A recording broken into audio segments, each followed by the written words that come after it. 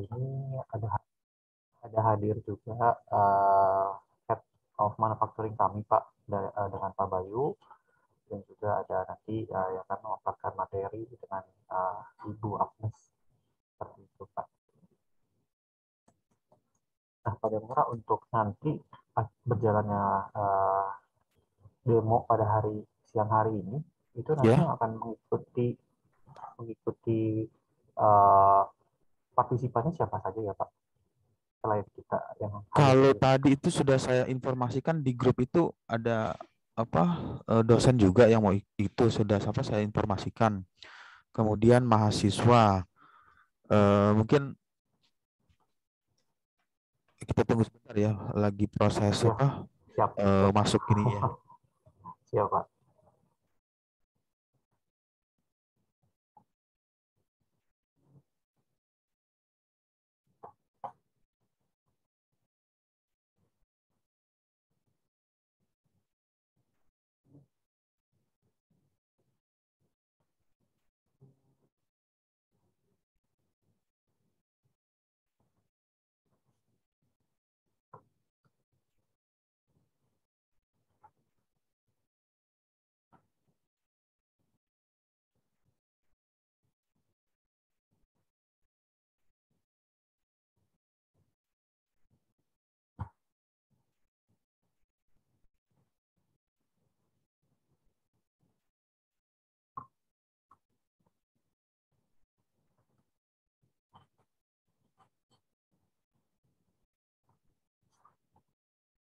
Mora, kalau untuk penggunaan si software SolidWorks di kampus Pak, di lab itu buat tugas akhir juga digunakan ya Pak, pastinya oleh mahasiswa. Gimana untuk Kalau suaranya? yang SolidWorks yang ada di lab Pak, itu Iya. uh, itu kalau untuk mahasiswa sendiri, mereka akan pakai itu untuk tugas akhir sebagai Eh, dasar untuk pembuatan tugas ya, akhir ya Pak. untuk SolidWorks kemarin memang pakai menggunakan aplikasi SolidWorks, jadi ada dipakai buat gambar ya. Kenapa? Gambar spoiler lalu disimulasikan menggunakan di SolidWorks. Simulasinya itu berarti dia apakah yang disimulasikan alirannya kah atau kekuatan strukturnya Pak?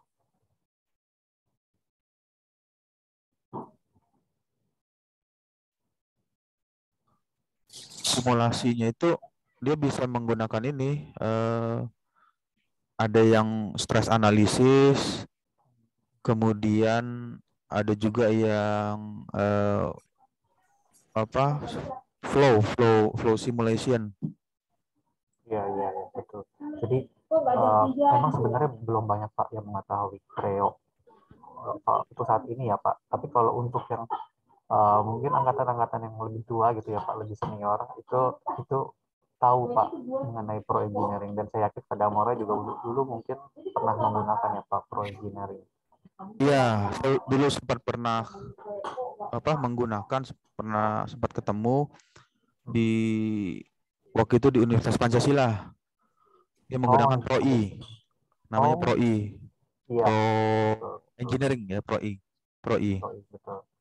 Betul. Jadi Creo itu sudah rebranding sih Pak dari Pro ke Creo. Nah, banyak juga orang-orang yang dari Creo dulunya akhirnya sekarang buka di SolidWorks. Sejarahnya sih gitu Pak, dan apa namanya sistem yang mereka gunakan software buat dalam pengembangannya itu mesinnya itu sebenarnya masih pinjem menggunakan Siemens setahu saya, tapi dengar-dengar itu nanti 2-3 tahun lagi gitu Pak, itu nanti SolidWorks itu uh, akan migrasi ke 3D Experience Pak gitu. Jadi mereka sistemnya juga udah pasti pakainya yang subscription juga gitu. Oh Jadi gitu. Emang untuk selama ini SolidWorks pakai apa? Itunya untuk mesin servernya. Iya, untuk mesinnya. kok dia itu minjem punya UG-nya punya Siemens Pak gitu. Jadi dia belum punya sendiri. Dan kalau Cray itu dari dulu dia nggak ada, dia memang udah create sendiri gitu. Kalau detailnya seperti apa nanti coba saya cari info. Nah, tapi yang terakhir update-nya sih seperti itu. Jadi ke depan nanti SolidWorks itu mungkin nanti Pak Damor juga bisa cek Pak. Kalau mereka itu pasti nanti ke depan udah nggak akan ada perpetual, jadi ya dengan lebih ke subscription gitu. Jadi agak sulit sih memang Pak, karena uh, kalau untuk apa namanya universitas pasti kan maunya yang perpetual ya Pak ya. Kalau subscription itu cukup repot gitu. Tapi kalau dengan Creo memang Creo juga subscription gitu Pak. Tapi banyak benefit yang nanti akan kita coba jelasin Pak, siapa tahu aja uh, akan membuka pikiran akan teknologi yang Creo bisa hadirkan sih Pak gitu.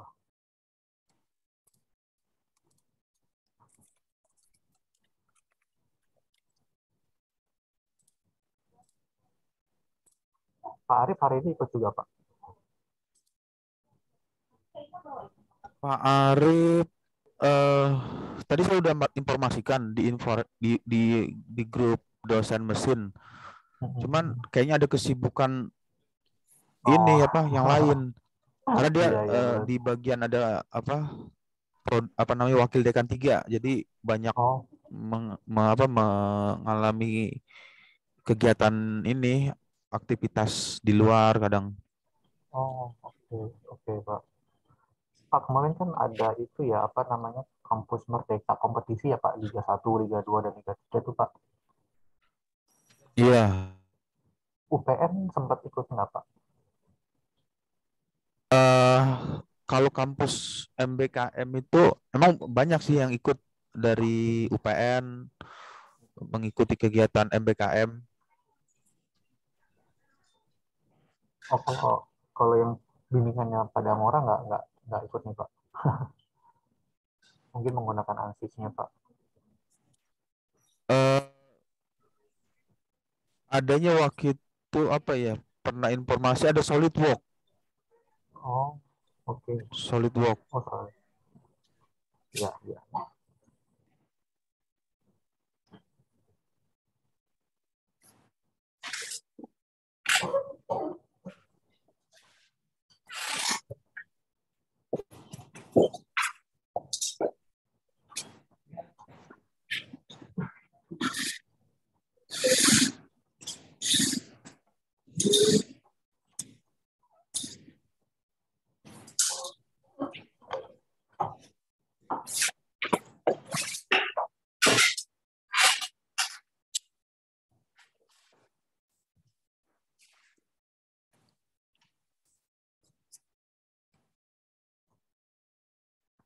Nanti kita acara berlangsung sama 1 jam.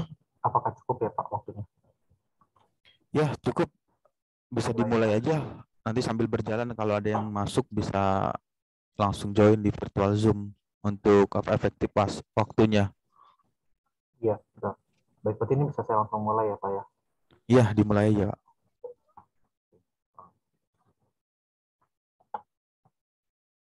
Ya, saya ucapkan selamat siang dan terima kasih untuk kehadirannya rekan-rekan dari PT Asia Pasifik dan Universitas Veteran Jakarta dengan Pak Damora. Terima kasih Pak untuk kesempatan dan waktunya untuk kita bisa kembali untuk mencoba memberikan apa yang kita punya, teknologi apa yang kita punya, software apa yang kita bisa propose, dan juga nanti uh, training dan sebagainya. Nah, hari ini saya Leonardo sebagai Insight Sales dari PT Asia Pasifik akan mencoba menjelaskan uh, dan mungkin akan sedikit sharing mengenai Creo software CAD.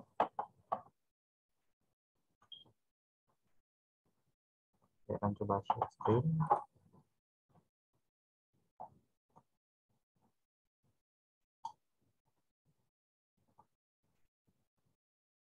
Oke.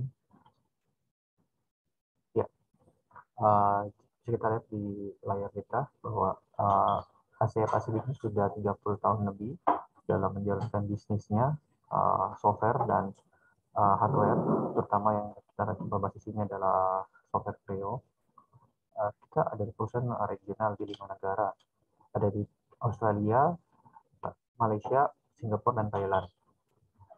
Sudah punya banyak staf ahli yang bisa menghandle berbagai customer, dan kita juga sudah kuat dengan channel partner kita masing-masing. Dan tentunya data-data yang kita punya itu valid. Nah, di sini kita sebagai authorized distributor dari berbagai produk, jika kita bisa lihat itu ada dari berbagai software untuk manufacturing, software untuk arsitek. Nah, kalau yang kita fokus untuk ke manufaktur, diantaranya ada PTC Creo yang hari ini kita akan coba jelaskan. Jadi PTC Creo ini sebenarnya adalah perusahaan yang diakuisisi oleh PTC. Jadi PTC ini cukup perusahaan yang banyak bermain di bidang IoT dan platform pendukung IoT. Dan untuk kehebatan dan di bidang itu sudah tidak perlu diragukan lagi tentunya. Nah, kita juga bisa lihat ada ANSYS yang mungkin supaya sudah punya ya Pak, ANSYS, dan juga ada Hexagon. Itu juga salah satu untuk software camp kita di manufaktur. Kemudian juga ada yang terakhir Contact. Jadi Contact itu device Pak untuk menghubungkan antara dunia bentuk real ke bentuk imajiner gitu. Jadi IoT sendiri kan Internet of Things, jadi kita bisa support device-nya, dan kita juga bisa nanti menggabungkan ke dashboard sistemnya, itu menggunakan Kingsung dari PTC. Saya mau coba berikan beberapa video.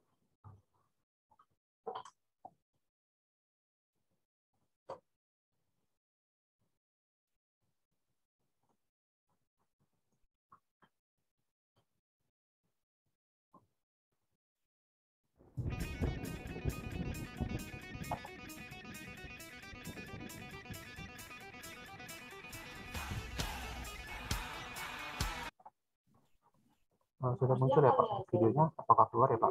Nggak muncul. Yuk. Nggak muncul. Belum keluar.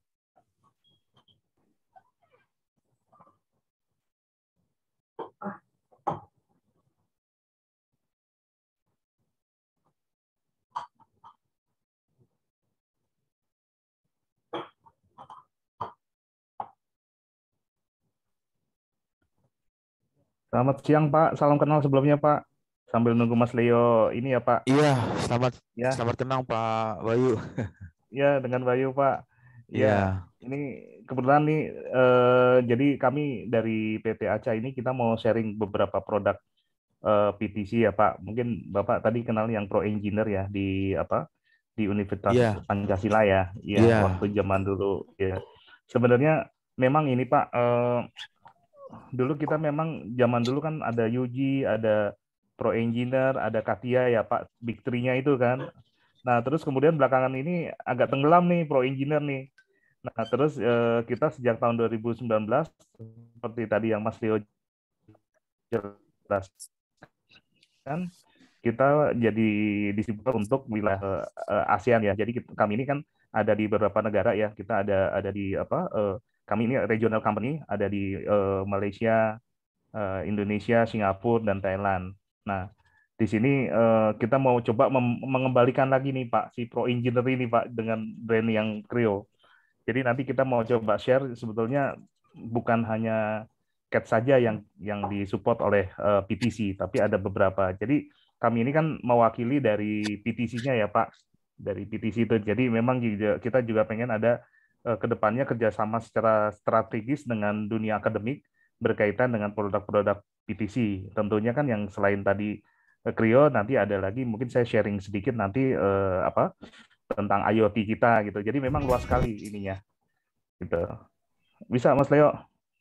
Ini Jadi sudah keluar ya, ya Pak? Mohon maaf Pak. Sudah keluar ya nggak Pak? tampil ya? Nggak tampil, nggak keluar. Oh, masih Oh, atau saya coba share dulu ya, yang saya ini dulu ya, gitu ya. silakan Pak ya Ya, Pak. ya. Oke, saya izin share ini ya Pak ya tentang sharing sedikit ya Pak tentang Iya, apa? iya, silakan Pak. Tentang ya tentang produk yang IoT platform kita nih yang punya gitu kan.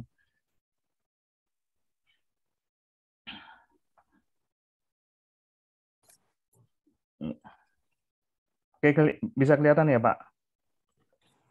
Ya, sudah keluar Pak tampilan Sudah keluar ya? PowerPoint-nya. Ya.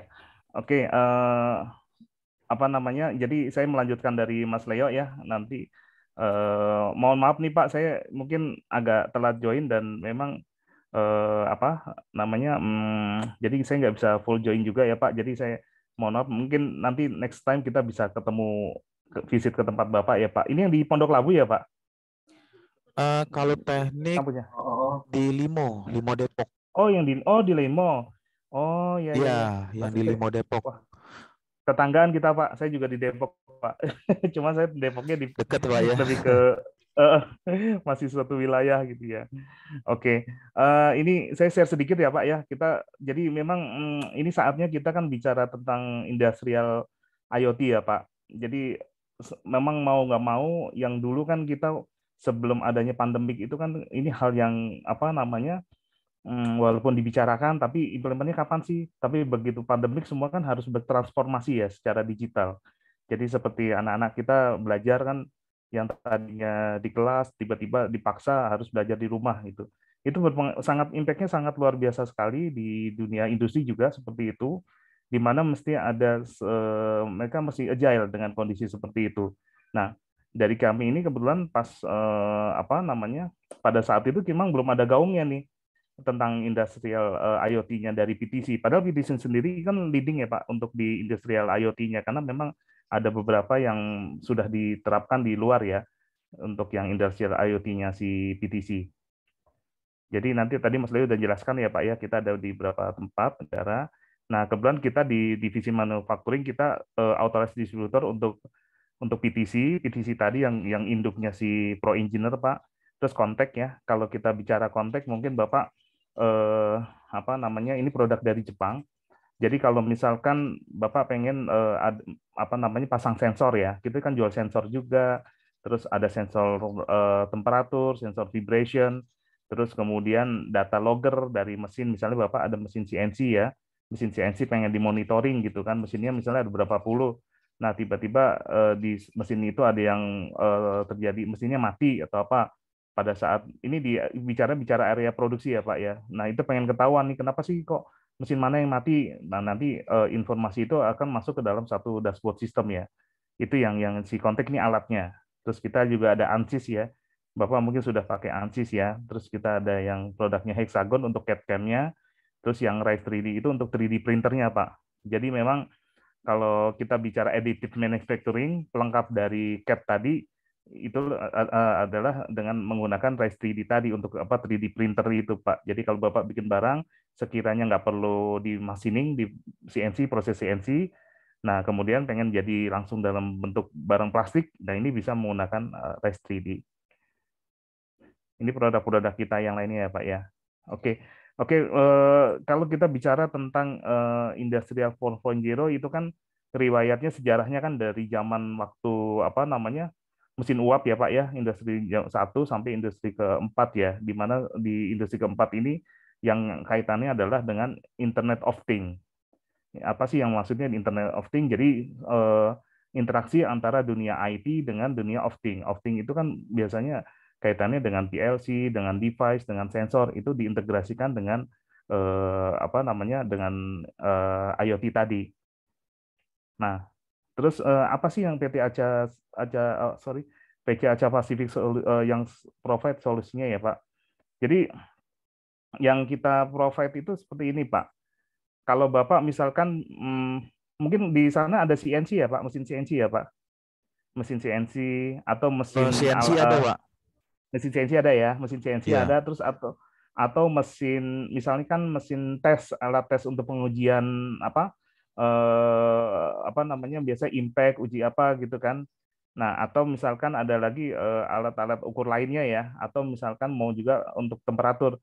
Nah, ini dikoneksikan dengan alat kita, terus kemudian nanti kita akan mengetahui apa namanya masing-masing ini device bekerja dengan baik atau tidak. Jadi nanti dikonekkan ke alatnya namanya Controsys, datanya diambil, kemudian datanya ditampilkan dalam satu dashboard. Nah, dashboardnya seperti ini Pak, contohnya Pak. Ini bisa diakses melalui handphone, bisa melalui control room ini ya. Jadi kalau misalnya kita lihatnya, salah satu produksi mobil kan ada line production-nya. Nah, line production-nya itu sendiri kemudian terkoneksi dengan alat kita tadi, dengan alat ini. Data-datanya kemudian bisa kita capture, terus kita bisa tampilkan dalam model seperti ini. Jadi misalnya pada saat di titik ini stuck mobilnya prosesnya berhenti, berarti ada masalah, dia akan kirim alert ke sistem kita. Nah, nanti akan kita tinggal perintahkan orang maintenance, oh ini ada masalah di sini, nanti tinggal lakukan perbaikan. Setelah jalan lagi nanti akan jalan lagi ininya prosesnya. Ini konsep dari alat yang tadi. Terus kemudian ini tadi kita menyediakan end-to-end solution ya Pak. Mulai dari data kita ambil, terus data kita olah, terus kemudian data kita tampilkan, sampai kita membuat semacam work instruction secara digital. Itu semuanya solusi yang kita provide di PT Asia Pasifik. Hanya memang kita bagi, kalau yang tadi alat-alat peralatan tadi, device IoT gateway-nya, terus kemudian sensornya itu menggunakan kontak, nah aplikasinya sendiri menggunakan PTC. Jadi kalau kita bicara PTC, induknya si Pro Engineer itu memang dia headquarter-nya di Boston ya Pak, di Amerika, dan memang sebetulnya ini sudah lama sekali Pak ini Pak si PTC ini berdiri, dan yang itu salah satunya di Pro Engineer tadi. Nah, terus kemudian ini beberapa customer yang jadi referensi kita ya, yang ada di dunia yang sudah menggunakan Pro Engineer. Jadi dari OEM itu ada Toyota, terus ada juga Honda, terus Yamaha, terus Hyundai, itu semua customer kita. Terus kemudian solusinya apa sih yang disediakan PTC? Jadi gini Pak, kalau kita bicara tentang Industrial 4.0, sebetulnya kan kita sudah memulai itu, Bapak juga sebenarnya sudah memulai menggunakan itu, karena di situ mencakup semua keseluruhan mulai dari sisi CAD, PLM, Industrial IoT, sama Augmented Reality. Karena kan intinya kan bagaimana di Industrial 4.0 itu mengolah data itu, data-data yang big data ya, big data itu diolah menjadi satu informasi. Jadi kalau kita bikin gambar, drawing itu kan CAD, itu kan datanya banyak sekali ya Pak. Kalau zaman dulu kita pakai meja kerja gitu ya. Nah, sekarang kan semuanya diaplikasikan dengan software. Data-data itu kemudian menjadi satu bentuk ya, bentuk di CAD secara jadi semua itu divirtualkan ya Pak, mulai dari sisi CAD-nya itu. Jadi kenapa kita masuk kategori ke high end, karena kita provide mulai dari desainnya itu tadi menggunakan Pro Engineer Creo tadi ya Pak, sekarang Creo. Terus kemudian ada PLM-nya juga. Kenapa dinamakan PLM? Mungkin kalau Bapak sekarang di SolidWorks-nya kan punya beberapa license ya. Jadi PLM itu adalah dia bagaimana dia mengatur data-data atau project management dalam satu platform. Jadi kalau misalkan Bapak di dalam suatu, misalnya ada project nih di kampus, murid Bapak ada yang menggunakan software CAD untuk project A, terus yang software CAD yang kedua untuk project B. Nah, kemudian dikolaborasikan dalam satu sistem di mana nanti data-datanya akan terupdate dalam satu sistem. Itu yang namanya di PLM tadi, Pak. Jadi kalau misalkan datanya ada perubahan, dia akan secara otomatis akan berubah untuk itu. Terus kemudian kaitannya dengan Industrial IoT. Kalau Industrial IoT tadi yang seperti kami sampaikan sebelumnya, data-data diambil dari mesin kemudian ditampilkan dalam satu dashboard yang untuk menggambarkan kondisi real yang ada di lapangan, baik itu kondisi mesin, baik itu kondisi di line production-nya atau kondisi orangnya, itu semua dipantau dalam satu dashboard. Jadi kalau kita bicara suatu industri di pabrik, jadi ada control room-nya di mana semua dimonitoring semua dimonitoring aktivitas industri di plant-nya ya, di shop floor-nya. Ini menggunakan Industrial IoT. Terus kemudian untuk augmented reality, kalau augmented reality ini mungkin ceritanya adalah penggabungan antara dunia yang nyata dengan virtual. Jadi misalkan sebetulnya banyak Pak implementasi yang di produk kami ini. Salah satunya adalah misalkan Bapak sedang tim Bapak sedang mendesain suatu produk, misalnya blok mesin ya, blok mesin. Tapi blok mesinnya itu sebenarnya untuk barangnya itu sebenarnya sudah ada di ininya, barang sebenarnya ada, tapi maksudnya belum komplit. Nah, bagaimana melengkapi barang jadinya itu? Nah, itulah penggabungan antara CAD yang tadi digabungkan dengan barang yang tadi. Jadi seolah-olah kelihatan, oh ini nanti proses AC-nya, assembly-nya seperti ini. Terus untuk di assembly-nya seperti ini. Jadi di situ nanti akan bisa kelihatan apa namanya proses-prosesnya, walaupun belum jadi secara produk. Mungkin baru ada mungkin pistonnya aja, tapi blok mesinnya belum ada gitu kan. Itu bisa digabungkan antara dunia apa dari sisi CAD dengan produk realnya tadi. Itu di AR. Nanti saya akan sedikit kasih simulasinya ya, Pak. Jadi biar ada gambarannya ya seperti apa gitu. Iya, iya, boleh, Pak. Ya. Terus kemudian bagaimana platform ini diterapkan dalam suatu produksi gitu. Nah, ini kebetulan yang sudah diterapkan di customer kami. Jadi namanya Elisa Smart Factory, Pak.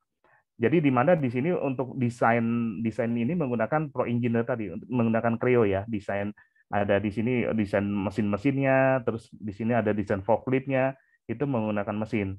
Nah, bagaimana menampilkan informasi tadi, informasi yang ada di sana. Jadi ini mungkin Bapak pernah dengar istilahnya digital manufacturing ya Pak, atau digital twin ya Pak. Digital twin, jadi kita memvisualkan kondisi real yang ada di manufacturing, terus kemudian secara virtual, jadi dari situ kita bisa melihat aktivitas apa aja yang di sana dan bagaimana informasi yang berjalan di area di mesinnya. Kayak gini kan sebenarnya tampilan dashboard seperti ini kan akan muncul nih Pak, ada status mesin A seperti apa, OI-nya berapa, availability berapa, performanya berapa. Nah, inputan ini menggunakan tadi Pak. Jadi mesin-mesin tadi datanya kita ambil, terus kemudian kita tampilkan semua di sini. Dan ini nanti akan berjalan secara real time ya Pak ya. Jadi ini seperti factory tour tapi secara virtual ya Pak. Jadi kalau kita mau visit ke pabrik segala macam, misalnya ada terbatasan tapi kita pengen tahu realnya seperti apa sih di productivity-nya seperti apa, itu bisa digambarkan ini. Ini contoh visualnya. Ini yang solusi inilah yang kita provide dari si PTC tadi Pak. Bentar.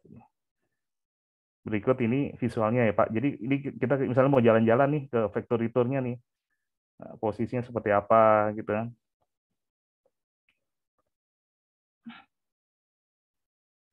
Ini boleh tanya Pak ya? Gimana Pak? Ini Ya, boleh digambar Pak, boleh dulu Pak. Pak ya? Ya betul Pak, digambar dulu. Iya betul, digambar dulu.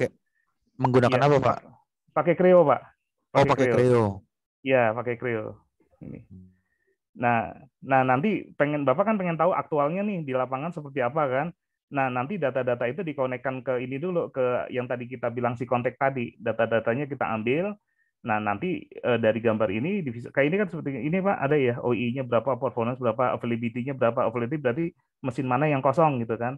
Tapi OI-nya masih rendah, berarti ini mesti kita tingkatkan lagi bagaimana caranya. Nah ini real time, nanti bisa kita kontrol menggunakan gabungan antara tadi si Creo tadi, terus kemudian aplikasi platform kita, terus data-datanya juga kita ambil menggunakan konteks. Ini seperti ini Pak. Kontrolnya menggunakan IoT Pak ya? Betul Pak. Dari handphone ya. Iya, bisa menggunakan handphone, bisa. Oh, Bapak maksudnya mau remote ya? Remote juga bisa. Iya, di remote. Gitu. Bisa. Iya, bisa Pak. Di remote bisa. Itu tadi menggunakan si kontak tadi Pak alatnya. Jadi ada namanya Human Machine Interface ya Pak, HMI-nya. Misalnya Bapak mau matiin mesinnya gitu kan. Oh, ini kayaknya ada trouble nih di sini, matiin aja dari situ juga bisa. Gitu. Ini yang kita pengennya ke depan nanti ini mulai kita ini Pak ke dunia pendidikan Pak. Mulai kita sosialisasikan ya. Jadi anak didik kita ke depannya itu udah mindsetnya udah langsung mindset IoT gitu kan. Oh, ini nanti misalnya bawa ke dunia kerja. Karena gini Pak, ini agak kesulitan adalah bagaimana penerapan IoT ini di industri, masalah di sumber dayanya Pak, sumber daya manusianya. Nah, kalau dari sekarang kita udah mulai terapkan di anak didik kita, dikenalkan seperti ini, itu akan lebih memudahkan pada saat masuk ke industri. Itu sangat butuh sekali soalnya. Karena ya itu kemarin kejadian ada COVID, terus kemudian mesti agak fleksibel ya. Karena pada saat kita terjadi COVID kan industri kan semuanya mesti melakukan adjustment di area di line production-nya. Nah, adjustment-nya itu bagaimana? Nah, itu kan harus berdasarkan data, Pak. Kan dengan adanya ini kan kita semua dapat data nih. Karena kuncinya adalah di data tersebut, data kita peroleh, nah itu kita bisa olah, dan bagaimana kita bisa melakukan analitik, terus bisa melakukan tindakan berikutnya, itu berdasarkan data tadi. Itu seperti itu, Pak. Oke. Kalau industri yang sudah menggunakan di mana, Pak? Kalau di Indonesia, ini bagian ini. Di Indonesia sebenarnya yang pakai produk kita itu ada di PT Indeso, Pak, Indeso Aroma, Pak. Jadi dia pembuat minyak wangi, Pak. Dia sudah menggunakan ini, Indeso, terus ada lagi di Daihatsu ya, Daihatsu juga pakai juga. Terus ada lagi di otomotif semua rata-rata pakai, Pak, untuk aplikasi ini, Pak. Itunya. Hanya memang mereka kadang bervariasi, ada yang cuma pakai untuk wilayah apa namanya manufacturing aja, manufacturing dalam arti mereka hanya untuk digital twin-nya aja, pengen lihat prosesnya seperti apa, terus bikin program robotnya bagaimana secara online. Nah itu seperti itu. Ada lagi cuman ya, nanti pengen tahu seperti ini, Pak. Ini kan tampilan dashboard-nya ada juga yang begini, Pak. Jadi tanpa tadi gambar tadi, tapi dia pengen tahu nih kondisi itunya apa. Jadi tidak menggunakan CAD ya. Kali ini langsung menggunakan ThinkSwitch-nya.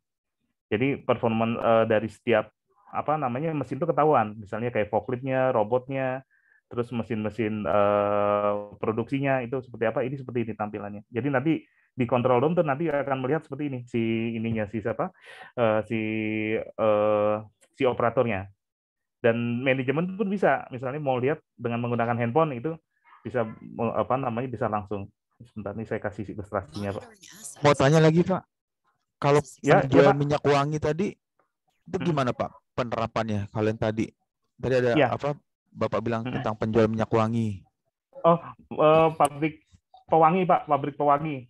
Indonesia itu yang di Cilengsi ya, Pak, ada di Cilengsi. Dia ada beberapa pabrik kan. Jadi mereka tuh kan jadi gini, mereka tuh pengen tahu aktivitas di produksinya seperti apa gitu kan. Aktivitasnya dalam arti gini, Pak, OEE ya, Overall Equipment Effectiveness. Jadi mereka pengen tahu angka OEE-nya dari masing-masing device yang ada aset lah ya, kalau bicara aset mesin segala macam dikondisikan. Nah, tujuannya adalah gini, pada saat OEE mereka rendah, mereka akan coba improve dari sisi mesin. Nah, pada saat OI-nya nggak bisa ditingkatkan lagi, berarti mereka salah satu decision-nya mereka harus menambah buka pabrik baru di tempat yang lain gitu. Itu seperti itu, Pak, penerapannya dia, secara analitiknya. Jadi yang mereka jadi parameter adalah OII tadi. Mereka lihat nih OI-nya rendah, mereka coba tingkatkan kapasitas produksinya atau mesinnya di-upgrade apa. Tapi ternyata masih tetap rendah juga dari angka OI-nya itu. Karena OI itu nanti akan dihitung secara otomatis. Jadi OI itu semacam parameter ya, Pak. Parameter yang berkaitan dengan performa dari mesin kita gitu.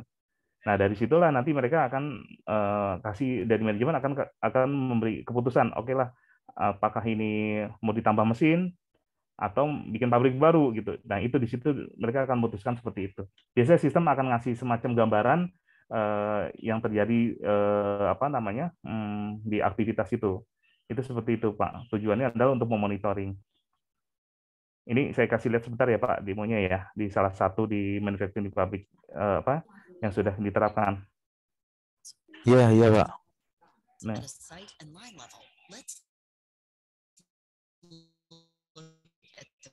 Maintenance report for our Toronto site to give an overview of asset health and performance trends. In the maintenance updated view of jadi fungsinya dashboard ini juga kita dapat tadi, Pak, real time information. Terus kemudian misalkan terjadi mesin yang rusak ya, nanti ada alertnya, akan kirim informasi untuk ditindaklanjutin.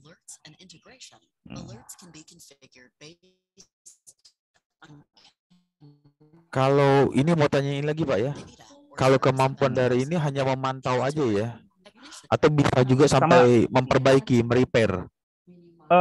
Ini bisa nanti untuk prediktif, Pak. Ada namanya analytic predictive maintenance.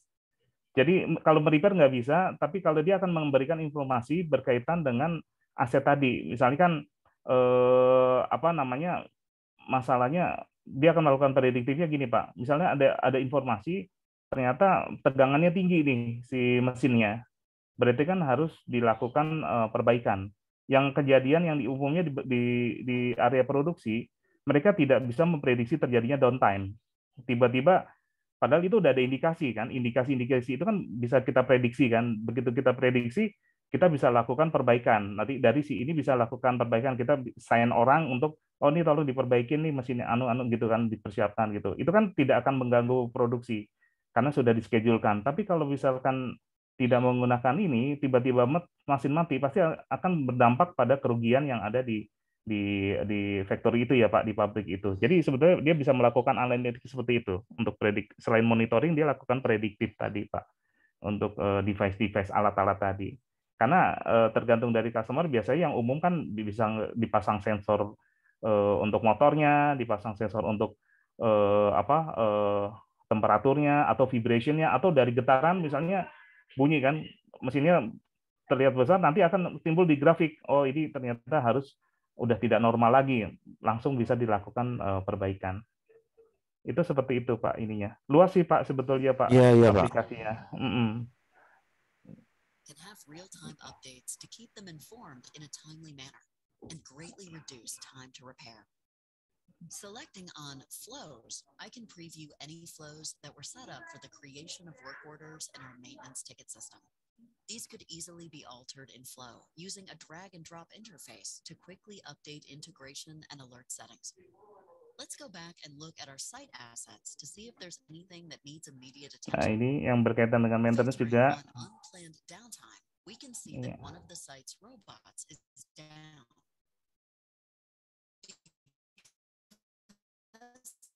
Connected through ThingWorks. We can view Nah, ini yang tadi saya cerita Pak, ada risk-nya seperti apa. Jadi nanti bisa cepat kasih keputusan ya Pak. In the asset details page, we can see detailed information about the asset, including health, active alerts, survey and experiences. Ini mau tanya lagi Pak, kalau Boleh, dia Pak? memantaunya itu berarti meletakkan kamera ya di alat tersebut? Tidak ada Pak, misalnya, tidak. enggak, sensornya seperti apa? Tidak. Jadi gini, nanti yang tadi saya cerita di awal tentang alat kami tadi, si kontak, dia akan ngambil data dari mesin tadi, yang tadi itu data, misalkan dia dikonekkan di alat kita kan Pak. Nah datanya itu akan keambil. Dari data keambil itu kemudian diolah masuk ke database. Nah database itulah nanti yang untuk kita buat, database itu data-data yang kita terima ya. Nah oke, nanti dari situlah nanti akan kita bikin kayak semacam ini. Ini kan dashboard-nya ya Pak, tampilan dashboard-nya.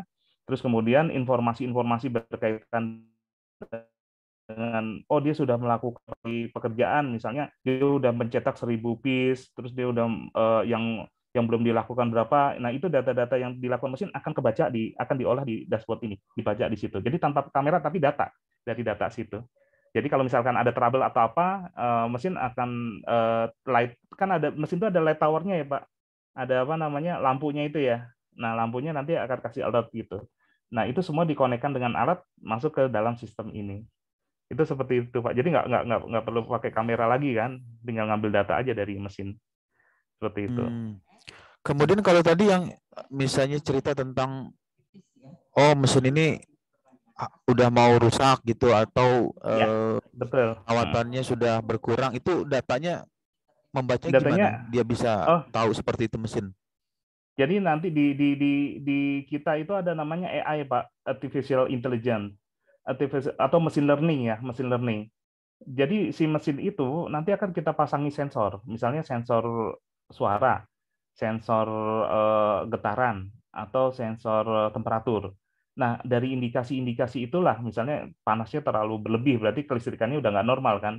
Nah kalau kelistrikan nggak normal itu kan biasanya ada indikasi bahwa di sini ada trouble. Jadi kayak misalnya kalau kayak mobil sekarang deh Pak, kalau mobil sekarang itu kan rata-rata kita colok, nanti ketahuan ya, kita baca gitu kan, oh ini kayaknya ada yang nggak beres nih, dipakai grafik. Itu seperti itu Pak, caranya Pak.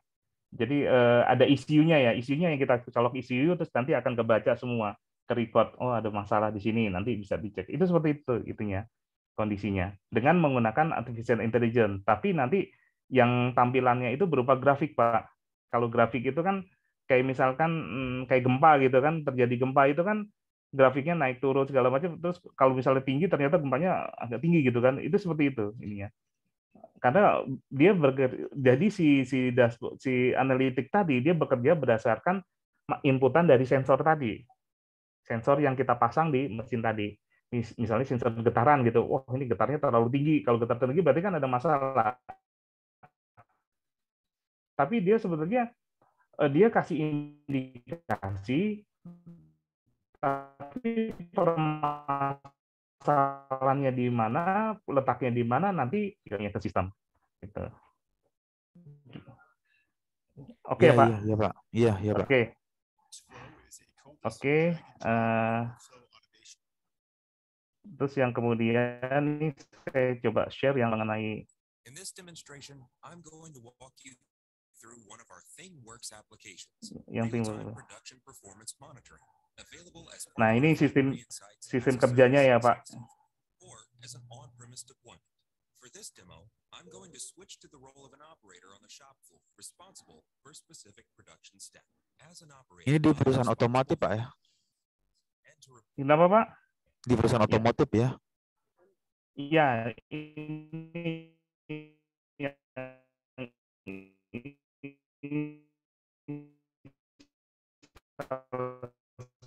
di otomotif industrinya. Jadi ini kita ini pengelangan.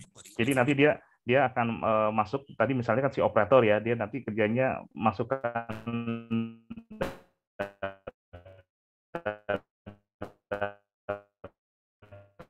jadi yang biasanya datanya tuh di input. Oke.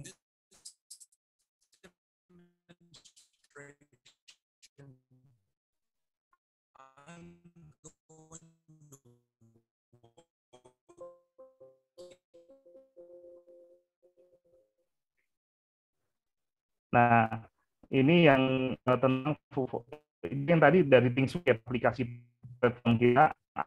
Jadi kalau yang ini kitanya di bagian pertambangan, misalnya ada di site, ada yang di site, ada yang di kantor pusat.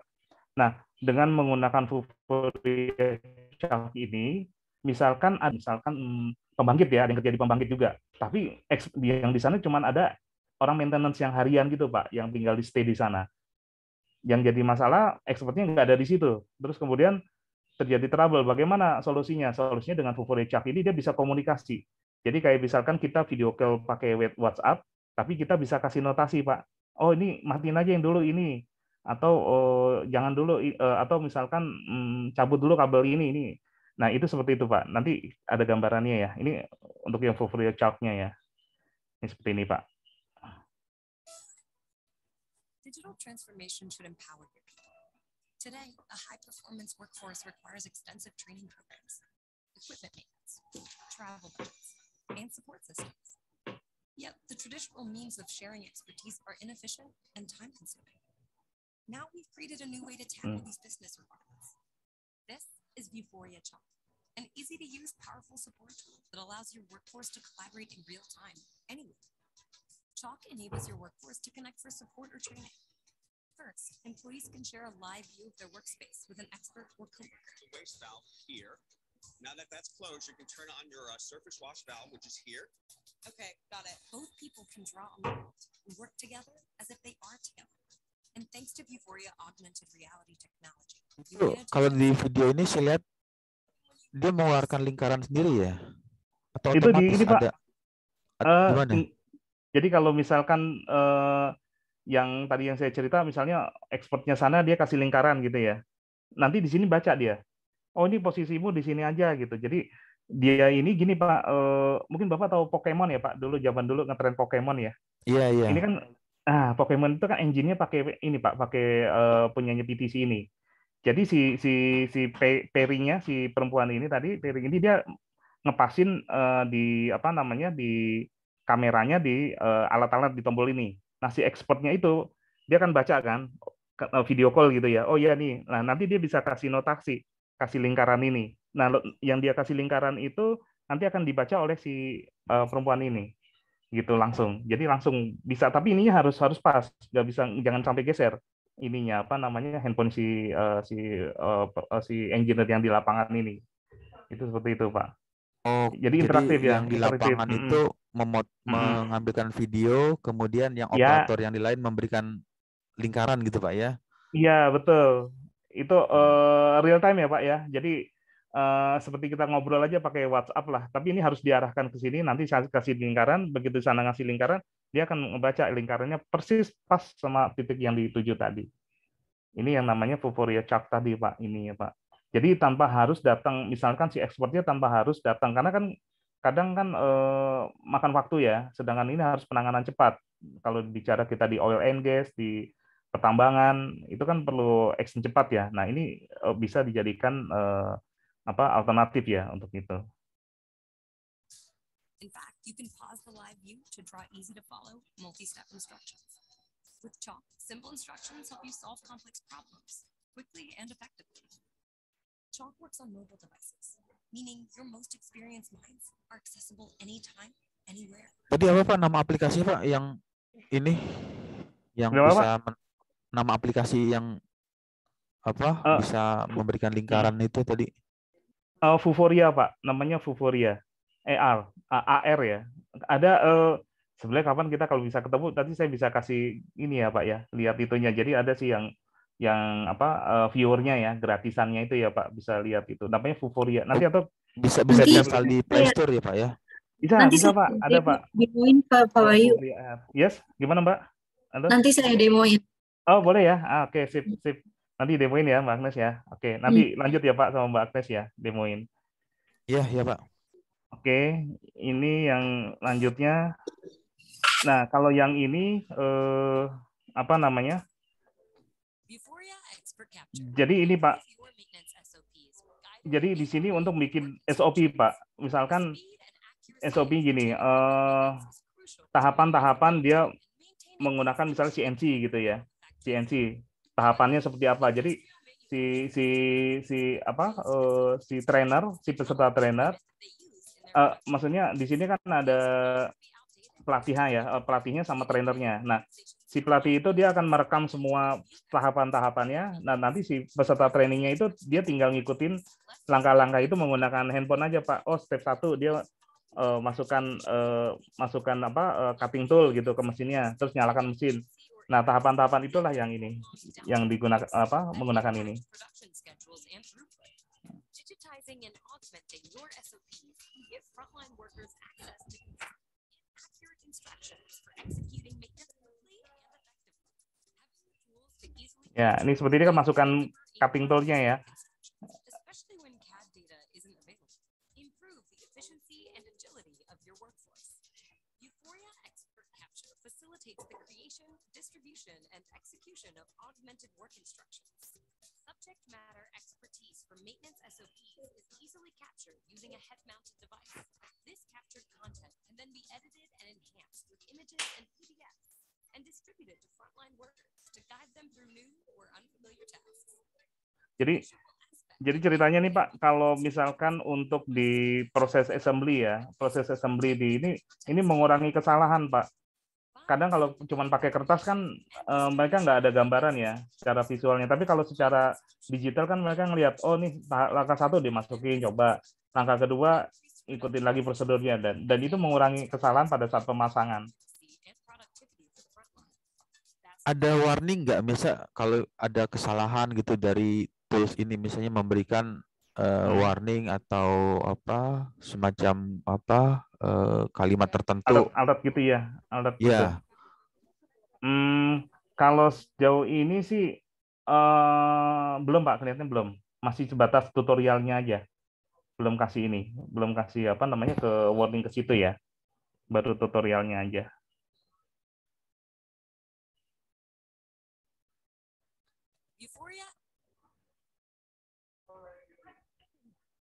Nah, yang terakhir dari Vuforia ini seperti ini, Pak. Vuforia Studio is the most flexible, efficient way to create immersive 3D AR experiences tailored to your unique needs. Studio offers best of both worlds content offering, leveraging 3D CAD data to efficiently create tailored AR experiences, while also providing the flexibility to customize and enhance experiences via CSS and bisa mengetahui part berarti Pak ya? Atau gimana kalau dari video ini? Gimana Pak? Bisa mengetahui part. Tadi kan kalau saya lihat di videonya itu dia misalnya ada objek misalnya mesin, lalu nanti dia bisa mengetahui komponen-komponen dari part-part mesin tersebut.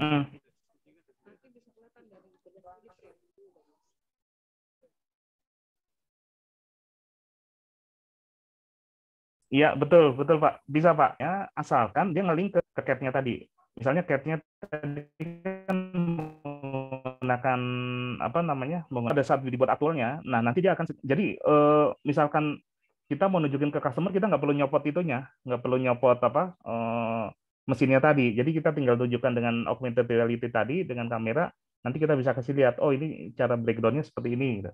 Itu seperti itu. Tapi harus nge-link ke CAD-nya ya Pak, itunya. Harus nge-link CAD ya, ya. Harus nge-link CAD, ya karena kan dia harus ada basic itu.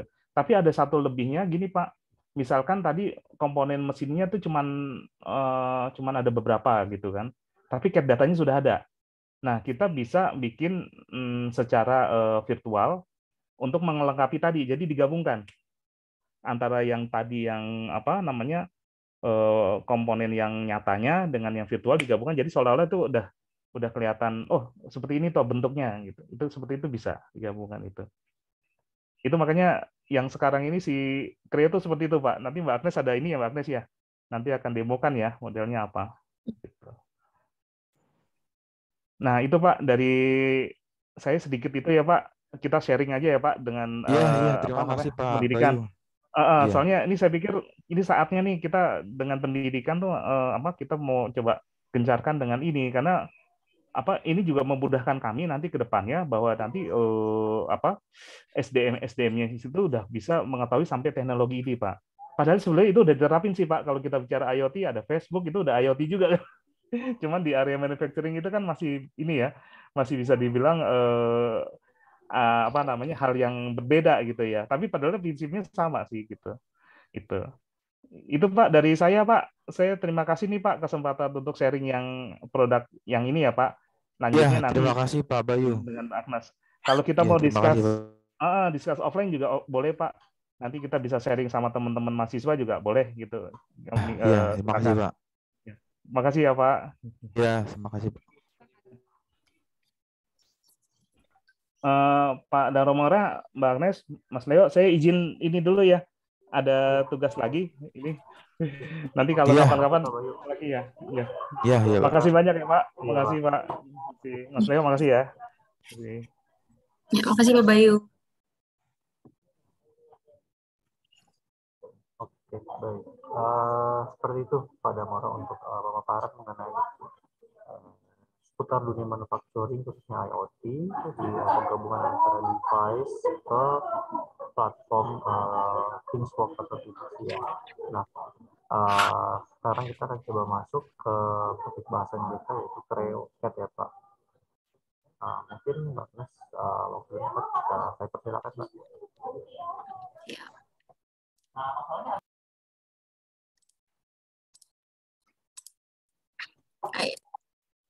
Oke, selamat siang Pak Damora. Perkenalkan saya Agnes dari PTSI Pacific juga sebagai application engineer. Jadi emang technical untuk yang megang produk dari Creo dan juga ANSYS dari PTSI Pacific ini. Jadi mungkin saya nanti akan memberikan sedikit video demo Pak mengenai penggunaan dari Creo dari fitur-fitur yang bisa digunakan di Creo. Nah, terus selain itu juga nanti akan saya berikan live demonya misalnya untuk menggunakan yang Vuforia tadi Pak untuk berbagai macam aplikasinya gitu. Oke, next. Ini mungkin kita tonton video. Today's engineers need a powerful yet easy-to-use CAD system with tools that can help them deliver innovative designs on time and at cost. Today's engineers need Creo.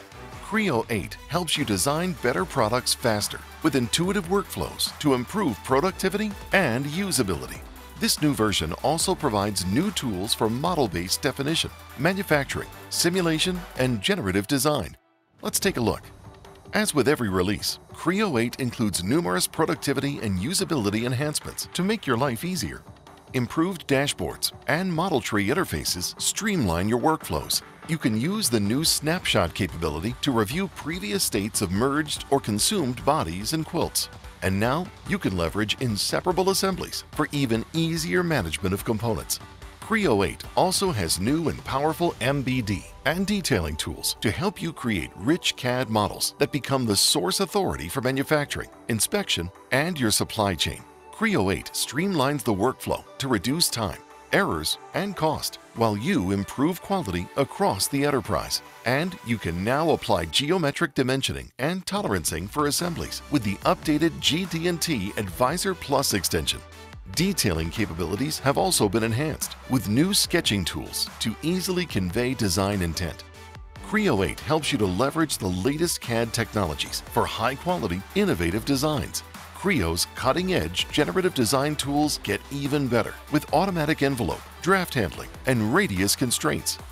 Enhancements to Creo Simulation Live give you steady state flow analysis for real-time simulation during the design process. And new Creo ANSYS simulation tools enable improved mesh and deflection control for high-fidelity design validation. Your models aren't just digital. Eventually, they are manufactured into physical products, and manufacturing just got easier. Creo 8 helps you to improve and simplify designs for additive and traditional manufacturing. For additive manufacturing, you can easily create variable lattice structure based on simulation results, and Creo 8 provides greater accuracy and flexibility for lattice application. You can also save time and improve build quality using new enhancements to tray setup and build direction. For traditional manufacturing, the Creo High-Speed Milling Plus extension replaces the mold machining extension, now offering integrated 5-axis concurrent. Ya, boleh Pak.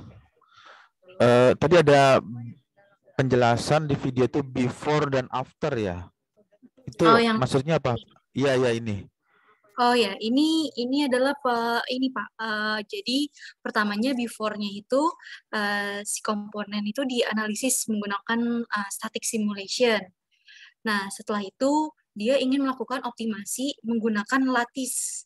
Bentuknya lattice. Jadi di dalamnya itu dia seperti bolong-bolong gitu ya Pak.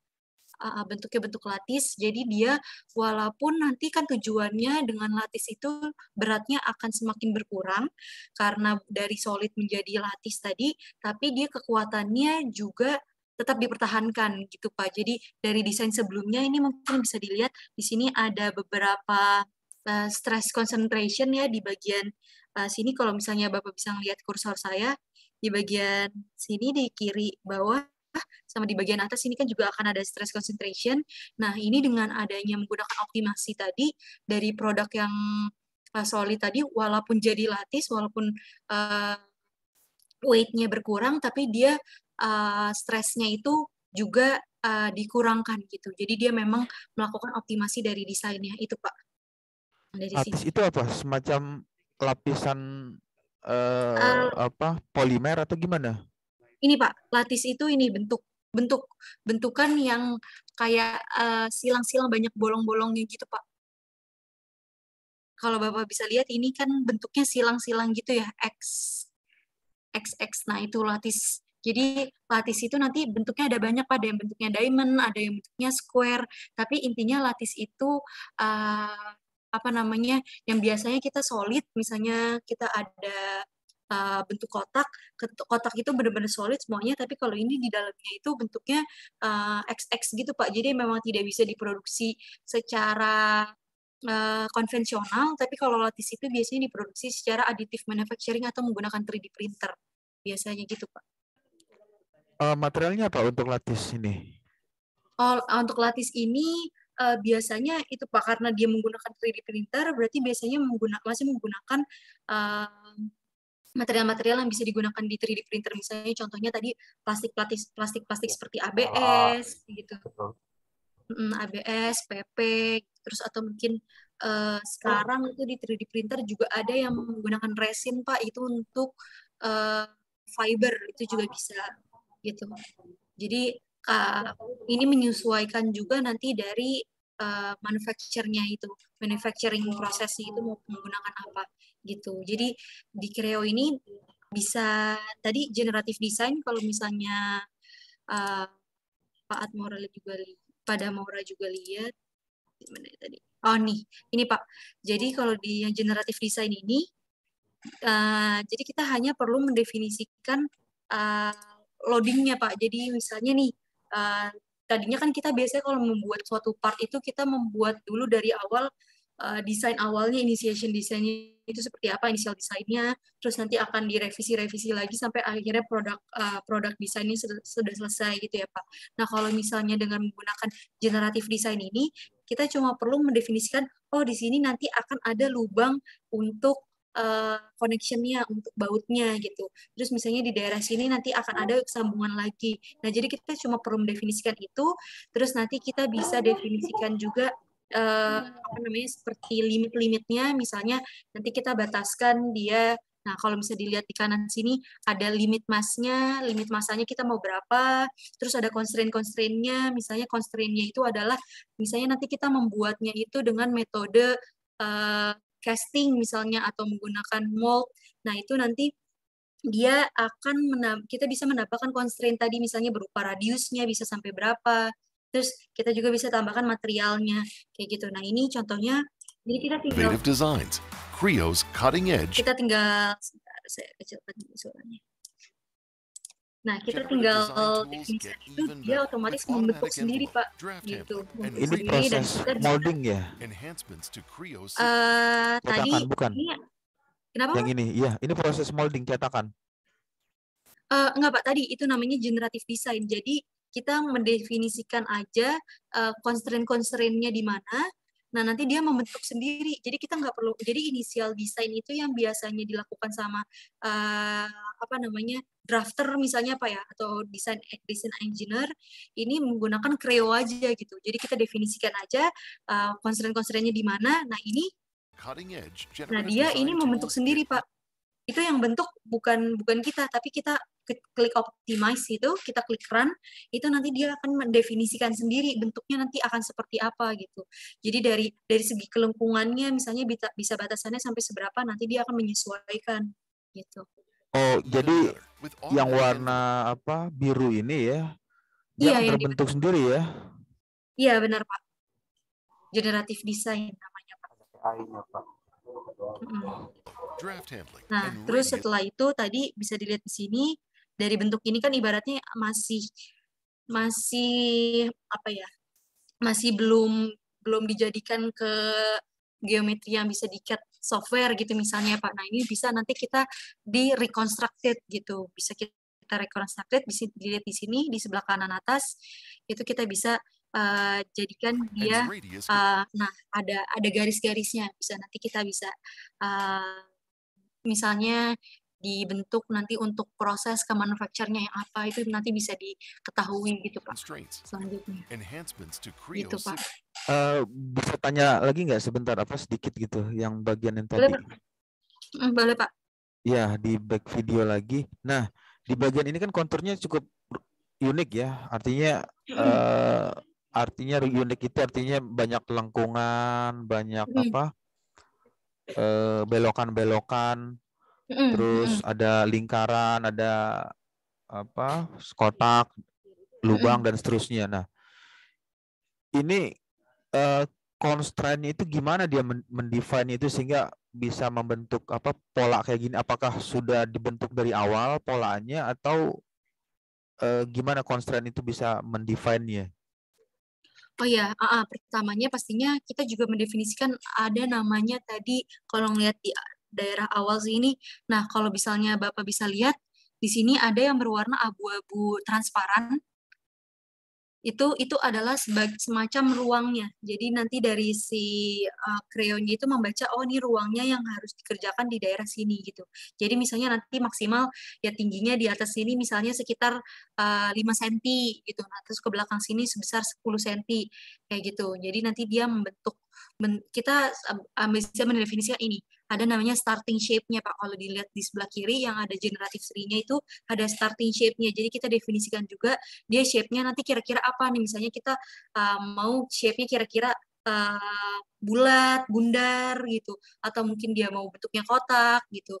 Nah terus kita juga bisa, nah nanti ada kita definisikan tadi apa namanya ada constraint-constraint-nya. Misalnya ada constraint dari apa namanya materialnya, ada constraint dari, nah ini bisa dilihat Pak, ada constraint-constraint-nya itu ada build direction-nya, dia misalnya untuk mengurangi number of support, jadi nanti support itu sedikit untuk proses additive manufacturing gitu.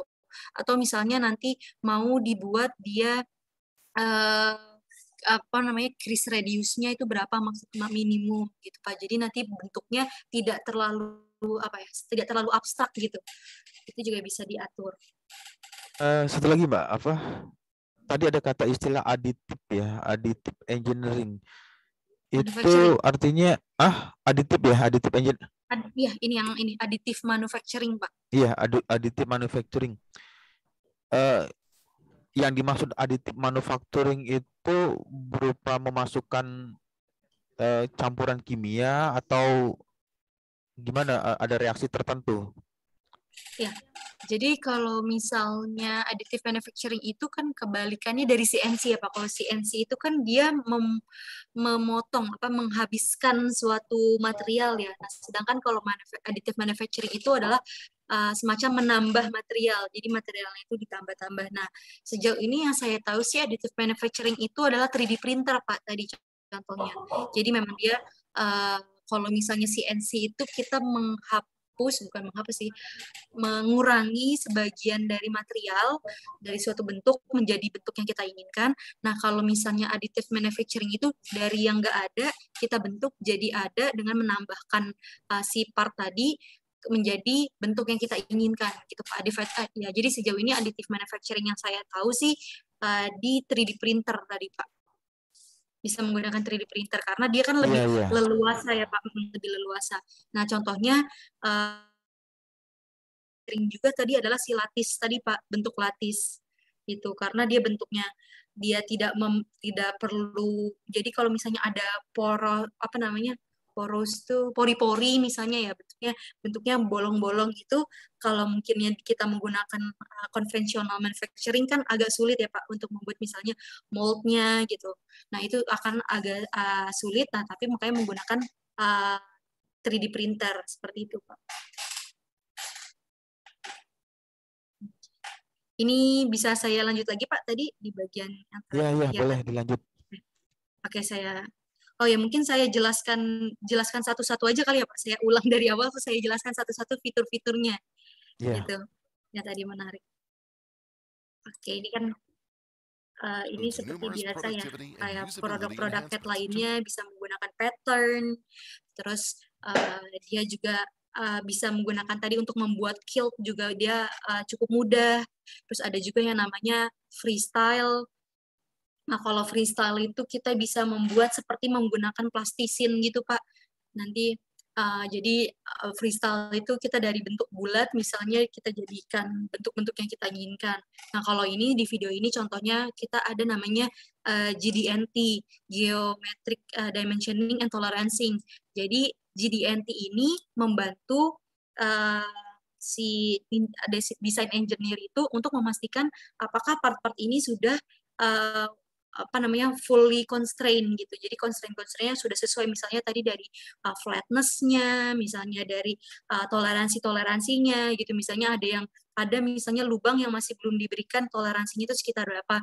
Nah, itu nanti kalau mengandalkan manusia aja kan kadang-kadang masih ada efek-efek dari human error ya Pak.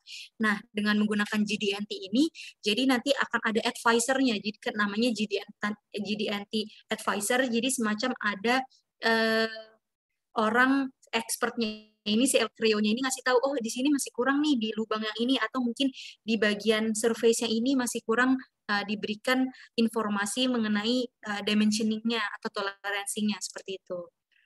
Nah, ini masih kurang, misalnya masih kurang di bagian filletnya.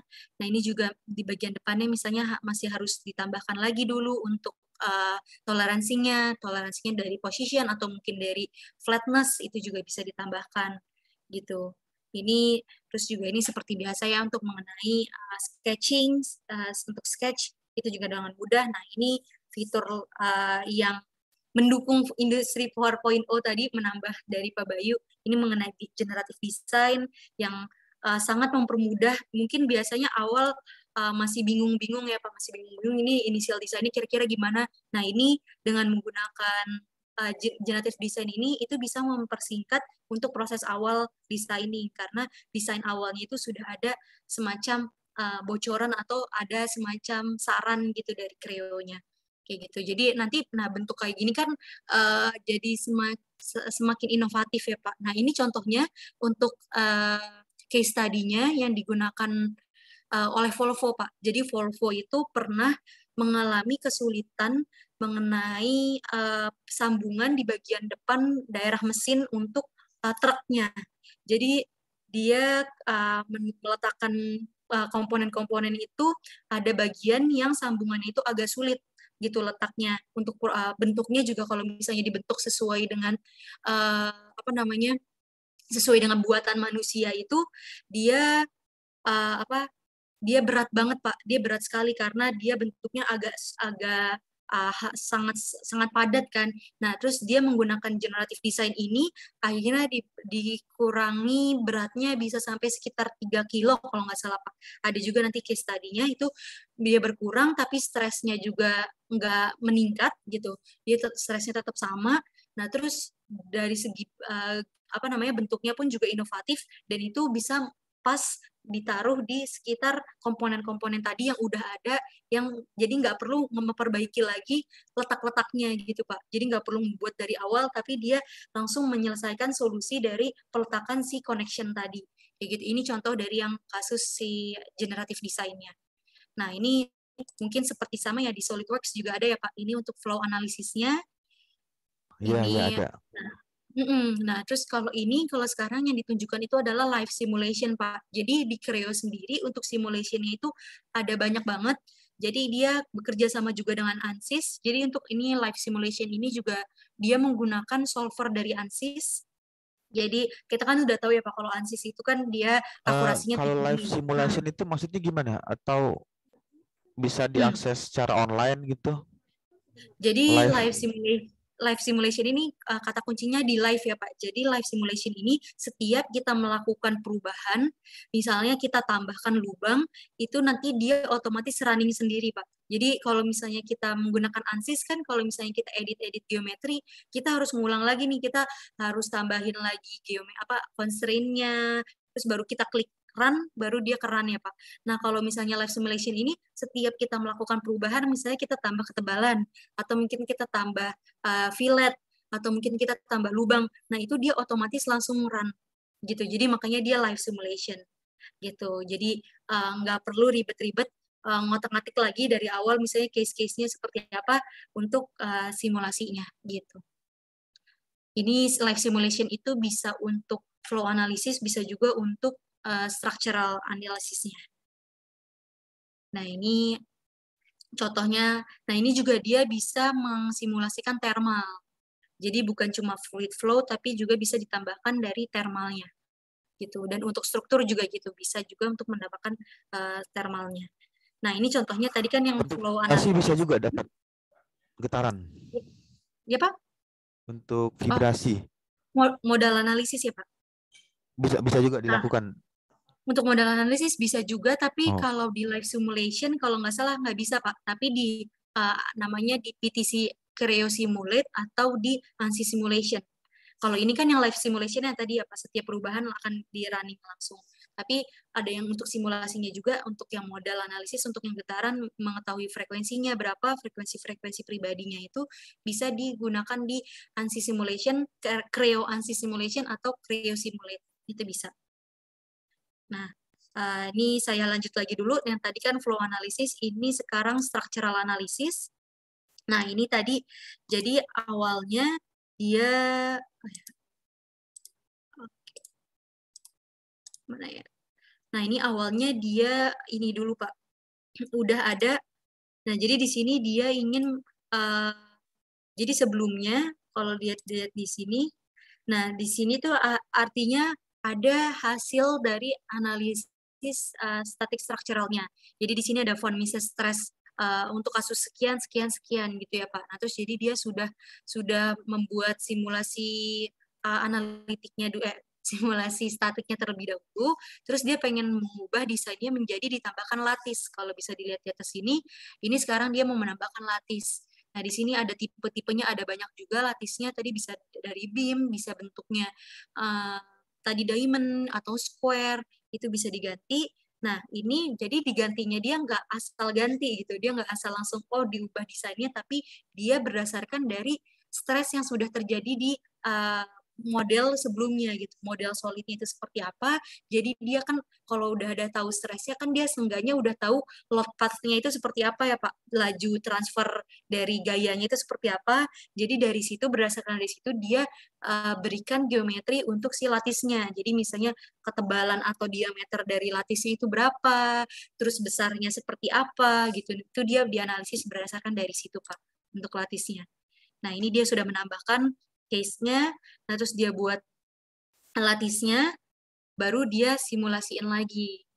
Dia simulasiin lagi untuk mendapatkan hasil dari static structural-nya dengan menggunakan latisnya. Nah, ini tadi, nah ini ditampilkan sebelumnya seperti apa, hasilnya. Ini mau tanya lagi bisa ya? Ya kalau bisa, di Pak. PTC ini kita bisa merubah-rubah meshing atau sudah defaultnya sudah automatic mesh grid-nya? Secara default dia bisa otomatis Pak, dia otomatis, tapi kalau kita ingin ubah, kita ingin tambahkan, kita ingin kecilkan gitu mesh-nya itu bisa. Jadi bisa diubah. Pilih untuk zona tertentu yang kita ingin amati sehingga mesh-nya dibuat lebih rapat, bisa diatur ya? Ya, bisa Pak. Bisa. Oke, ini lanjut. Nah, ini selanjutnya ini adalah untuk memodelkan dari machining. Pakai CNC tadi ya, maaf. Ini untuk CNC, nah terus ini juga. Jadi dari Creo sendiri itu untuk CAD-nya, kan memang dia sebenarnya CAD software ya Pak, tapi dia juga mendukung untuk CAM-nya juga, untuk manufacturing dan juga untuk CAE-nya. Tadi CAE-nya sudah ditampilkan mengenai simulasi-simulasi. Nah, ini contoh-contohnya untuk yang CAM-nya, untuk yang manufacturing-nya. Tadi udah ada contohnya untuk 5 axis, 3+2 aksis machining-nya. Nah, ini adalah untuk, ya ini masih sama juga. Nah, tapi juga nanti akan ada juga untuk yang mold. Jadi untuk menganalisa molding itu juga bisa. Tuh. Nah, ini contohnya kalau Bapak lihat di sini tadi.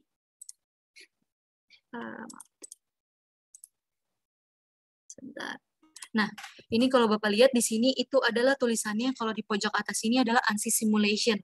Jadi ANSYS simulation ini, jadi Creo itu bekerja sama dengan ANSYS sehingga solvernya itu adalah solver ANSYS. Jadi kalau dia analisis itu menggunakan solver ANSYS yang akurasinya lebih tinggi, jauh lebih tinggi dibandingkan dari solvernya Creo sendiri, buatan Creo sendiri, dan dia juga bisa dianalisis langsung dengan menggunakan di Creo seperti itu. Nah, tapi bedanya dengan live simulation tadi, live simulation itu setiap perubahan yang kita lakukan, dia otomatis langsung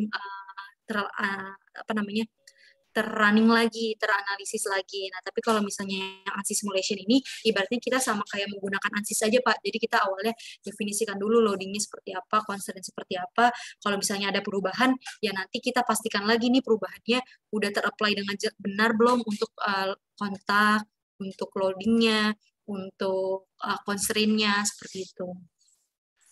Di kanan atas ada ANSYS ya, di mananya ya tulisan apa? Maksudnya solvernya. Oh, ini ya, ANSYS simulation ya. Iya, kiri atas Pak, ANSYS simulation. Jadi ada 3 Pak. Pada saat diinstal itu harus juga menginstal ANSYS atau cukup install PTC aja? Cukup install PTC aja.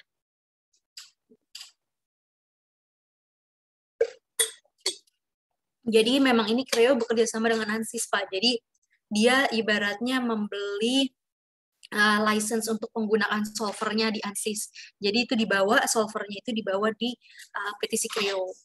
Di Creo. Jadi Creo simulation itu ada 3. Ada live simulation yang tadi untuk langsung perubahan secara real time. Ada ANSYS simulation yang menggunakan solvernya ANSYS, dan juga ada PTC Creo Simulate. Nah, kalau ini solvernya dari solver Creo itu sendiri, gitu.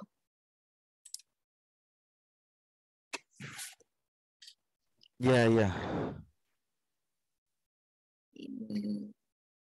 Ini harus ada suara. And leading-edge CAD tools. Your team deserves Creo. Design the way it should be.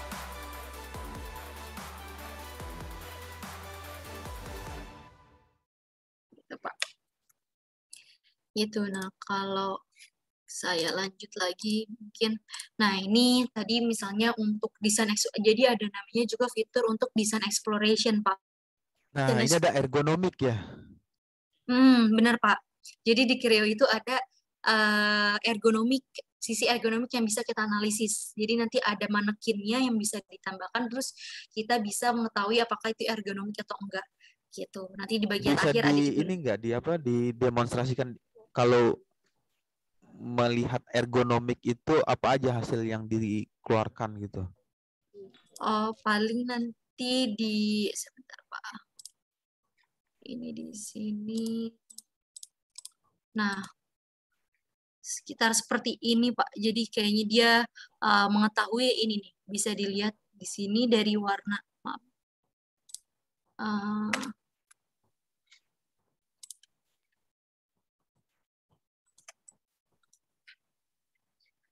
Nah, di sini nanti kalau nggak salah sih dia akan ini, Pak, bisa mengetahui. Nah, ini ada warna-warnanya, ada spektrum warnanya. Jadi di bagian mana yang akan menjadi itu lebih ergonomik gitu.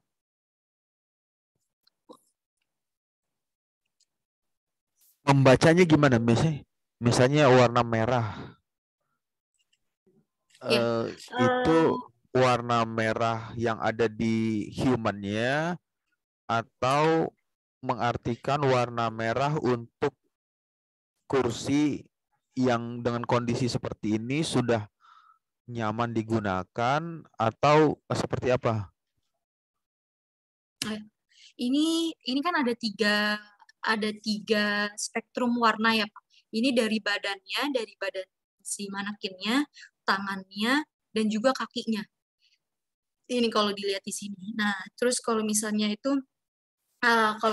dilihat di sini contohnya yang kaki, jadi dia dengan kemiringan tertentu itu yang lebih nyaman di yang warna hijau, seperti itu misalnya, Pak. Kalau misalnya di warna merah berarti itu kurang ergonomis, seperti itu. Jadi nanti dari kursinya itu sendiri mungkin harus ditambahkan inklinasinya, seperti itu. Dan juga misalnya senderannya, seperti itu. Jadi nanti dia akan lebih enak kalau misalnya nyendernya itu seperti apa, kayak gitu, Pak. Kalau yang ini.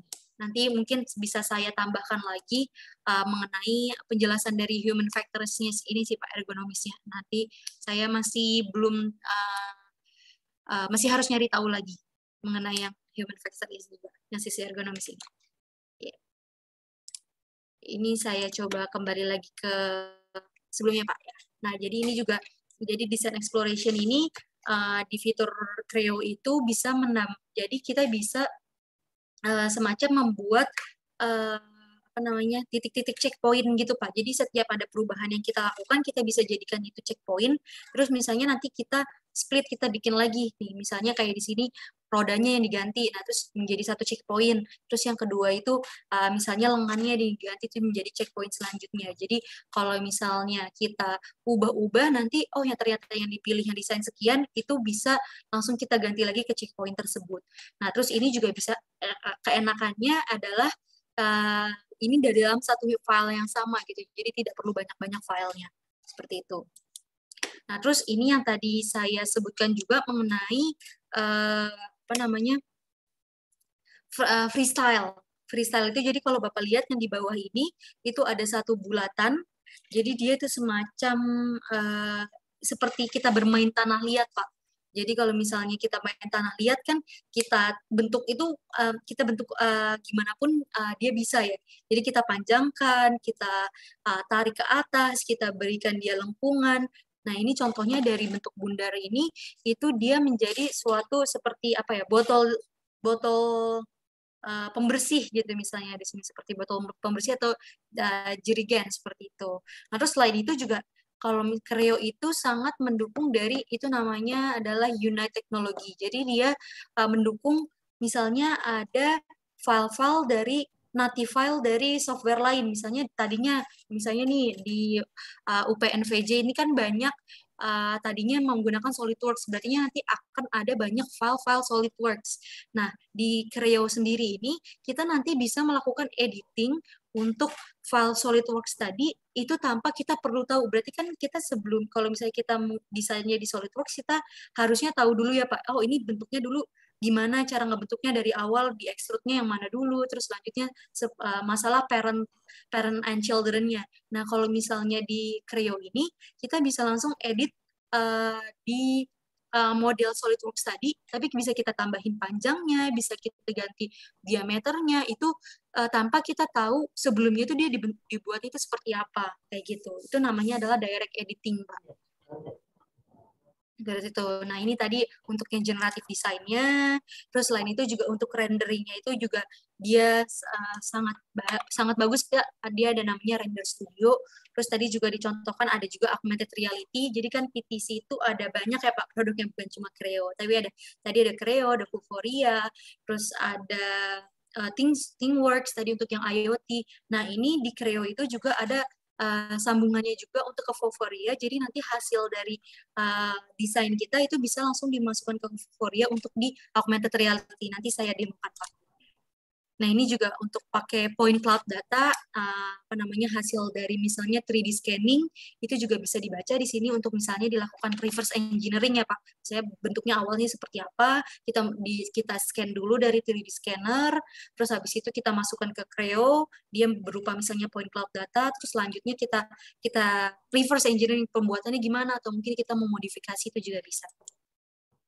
Nah, ini tadi contohnya yang import dan collaboration dari native datanya. Tadi ada flexible modeling, mau kita ubah gimana.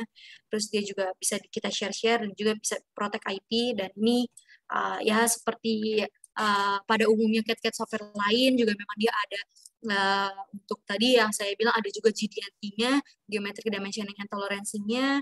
Terus selanjutnya kita juga pastinya setiap melakukan perubahan di 2D-nya itu juga otomatis berubah.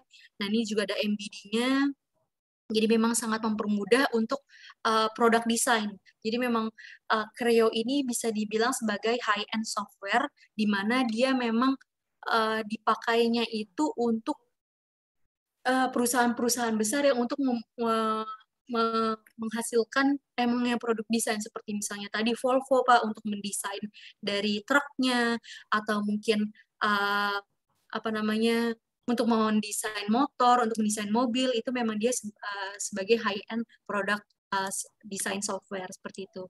Ini juga memang ada technical drawing-nya untuk Creo Illustrate, jadi untuk mengilustrasikan seperti tadi ya Pak, misalnya tadi ini nanti berhubungannya juga adalah untuk ke Vuforia-nya. Jadi misalnya tadi sebagai SOP ya misal Pak. Jadi misalnya untuk mengetahui, untuk memberitahukan ini cara tahap awalnya seperti apa, tahap keduanya seperti apa, misalnya awalnya, misalnya untuk CNC tadi, misalnya tahapnya untuk kita misalnya buka dulu apanya, misalnya bautnya yang di bagian mana, nah itu bisa digunakan di Creo Illustrate. Terus selain itu juga ada namanya Creo View, ini adalah free, jadi misalnya untuk orang-orang yang tidak punya license Creo, tapi kita berikan file Creo itu mereka bisa melihat menggunakan Creo View itu gratis. Nah, ini juga untuk renderingnya dia fotorealistik juga. Di sini bisa dilihat gambarnya, dan juga ada untuk yang augmented reality-nya. Nah, ini juga untuk surfacing-nya juga dia sangat baik untuk interaktif. Nah, ini juga untuk yang freestyle sama seperti yang tadi. Jadi semacam kita bermain dengan tanah liat yang bisa kita tambahkan panjangnya, kita bisa tambah kurvatur, dan lain-lain. Nah, ini tadi yang sudah sedikit saya jelaskan ya untuk mengenai simulasi. Nah, jadi selain itu, dia juga ada untuk fatigue advisor. Jadi dia ada untuk menganalisis kelelahan, biasanya untuk menganalisis durability dari suatu komponen. Jadi kita bisa mengetahui apakah dia lifetime-nya sesuai dengan yang kita harapkan atau enggak gitu. Nah, terus ini juga ada untuk flow analisisnya. Ini juga yang Creo Simulation Live tadi, yang interaction, yang real time. Terus untuk mekanisme desain juga bisa, jadi misalnya ada pergerakan seperti misalnya di sini ada pair murnya bergerak itu seperti apa, itu bisa dimodelkan. Terus tadi juga ada toleransi analisisnya. Terus bisa juga untuk mold analisis untuk di CAM-nya, tadi untuk ergonomiknya di human factors, dan juga untuk dihubungkan ke IoT-nya itu juga bisa. Nah, selain itu juga ada untuk sheet metal design, jadi untuk pembuatan sheet metal untuk dari 2 dimensinya menjadi 3 dimensinya seperti apa itu juga bisa. Terus untuk world modeling, terus nah ini juga yang saya suka nih Pak, ini sekarang karena dengan adanya IoT tadi udah disebutkan juga sama Pak Bayu akan banyak sensor-sensor gitu. Bahkan dengan adanya IoT ini sensor-sensor tadi itu menjadikan barang-barang yang sebenarnya bukan barang-barang baru, barang-barang yang mungkin udah berumur 40 tahunan tapi itu bisa dikonekkan juga dengan IoT, itu artinya pasti akan ada banyak cablingnya Pak, ada cablingnya, kabel-kabel ditaruh di mana. Nah, dengan adanya piping dan cabling ini, itu sangat mempermudah desain engineer itu untuk mengetahui nih, oh jalur. Jadi mungkin kalau misalnya dulu itu biasanya dilakukan dulu nih Pak, prototyping. Setelah prototyping, baru habis itu kita atur nih jalur kabelnya kemana gitu. Nah, itu kan artinya kalau misalnya tidak tercatat dengan baik, nanti suatu saat misalnya ada kerusakan, misalnya customer merasakan, oh ada kerusakan nih, nanti kita nggak tahu nih ini kabelnya kabel yang mana, harus dicari tahu dulu dari ujung ke ujungnya itu kemana. Nah, dengan adanya cabling dan piping ini, kita bisa melihat langsung, oh ini jalurnya jalur kabel yang ini, kita tahu dari mana ke mana, jalurnya lewat mana, dan ini bisa lebih rapih lagi. Seperti itu. Jadi terdokumentasi dengan baik, dan juga terdesain dengan baik seperti itu dari cabling dan pipingnya. Terus selanjutnya juga untuk layouting pasti bisa, dan ini tadi untuk yang desain dari additive manufacturing-nya itu bisa menggunakan lattice. Jadi model lattice itu seperti ini Pak. Mungkin kan kalau dulu itu modelnya itu full solid ya di bagian tengahnya ini. Nah ini sekarang mulai banyak yang menggunakan lattice tadi, jadi lebih ringan. Semua kebutuhannya itu lebih ringan, tapi dia tetap aman seperti itu. Nah, untuk large assembly juga dia, nah tadi pertanyaannya, kenapa sih emang orang-orang otomotif itu mendesain menggunakan Creo gitu? Nah, karena memang Creo ini sendiri, dia untuk large assembly itu, dia punya algoritma yang meringankan saat membuka softwarenya. Jadi saya pernah dapat cerita dari customer yang menggunakan software lain, itu dia untuk membuka file CAD software aja itu bisa sampai 5-10 menit. Nah, dengan menggunakan Creo ini sendiri, dia sudah bisa mengatur nanti kita mau buka large assembly ini, kita mau bukanya daerah-daerah mana aja gitu. Jadi dia akan meringankan saat pembukaan dari filenya itu sendiri. Gitu. Nah, ini juga bisa untuk mendesain framework. Terus ada juga untuk intelligent fastener, Pak. Jadi dia suatu desain misalnya nih masih solid bentuknya, tapi sebenarnya di daerah situ kita mau tambahkan baut.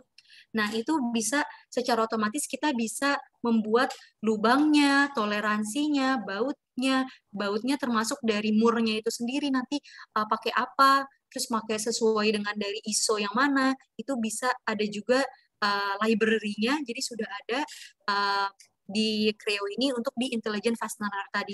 Jadi dia otomatis nih Pak langsung membuat nih lubang ini, dia otomatis membuatnya, dan toleransinya sekitarnya itu juga langsung otomatis dibuat. Jadi kita tinggal pilih aja nih kita mau menggunakan baut yang seperti apa, seperti itu. Nah, untuk multibody juga jadi dalam satu part itu kita bisa mendefinisikan dia sebagai beberapa body seperti itu. Jadi ini bisa berpengaruhnya nanti kita materialnya itu bisa dalam satu part itu bisa berbeda-beda untuk setiap badinya seperti itu. Ini tadi untuk machiningnya.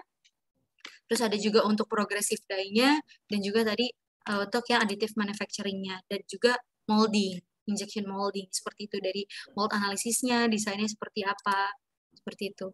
Dan ini untuk yang koneksi dengan produksi PTC lainnya, untuk data dan product management, PLM tadi untuk Windchill, untuk IoT-nya itu ada ThingWorx, dan juga untuk augmented reality itu ada Vuforia, seperti itu. Nah, ini coba saya demonstrasikan dulu Pak untuk yang tadi Vuforia. Vuvorianya, sebentar. Saya konekkan dulu sama HP saya Pak. Ini untuk ini ya. Vuforia View. Sudah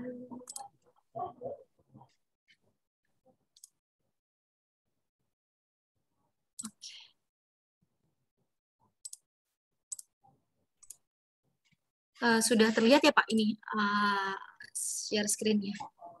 Atau saya Ya, share sudah screen? keluar. Oh, hilang lagi tadi. Tunggu, saya screen aja. Nah ya, ini Pak. Jadi Ya, saya, sudah keluar. nah ini Pak namanya ada Vuforia View. Ini bisa di-download di Play Store secara gratis. Nah ini coba saya loading phone screen.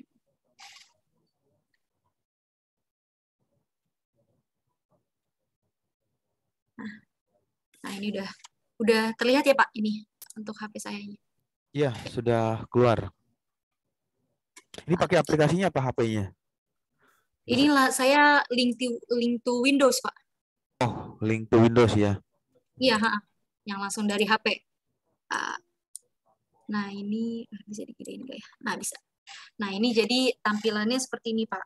Jadi dari awal dibuka Vuforia, dia akan oke.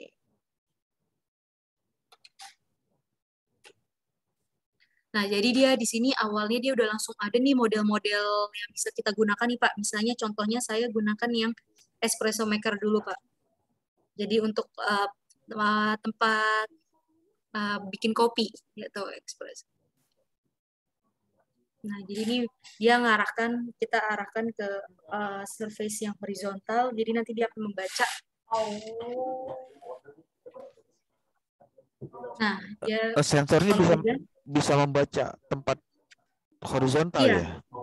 Iya Pak, jadi kita harus naruh dia di tempat yang horizontal, misalnya di sini ya Pak, kita taruh. Misalnya di sini. Nah, kita taruh ini tap to place aja. Nah, terus di sini, jadi cara-caranya nanti ada juga sih Pak, ada tulisannya juga di sini.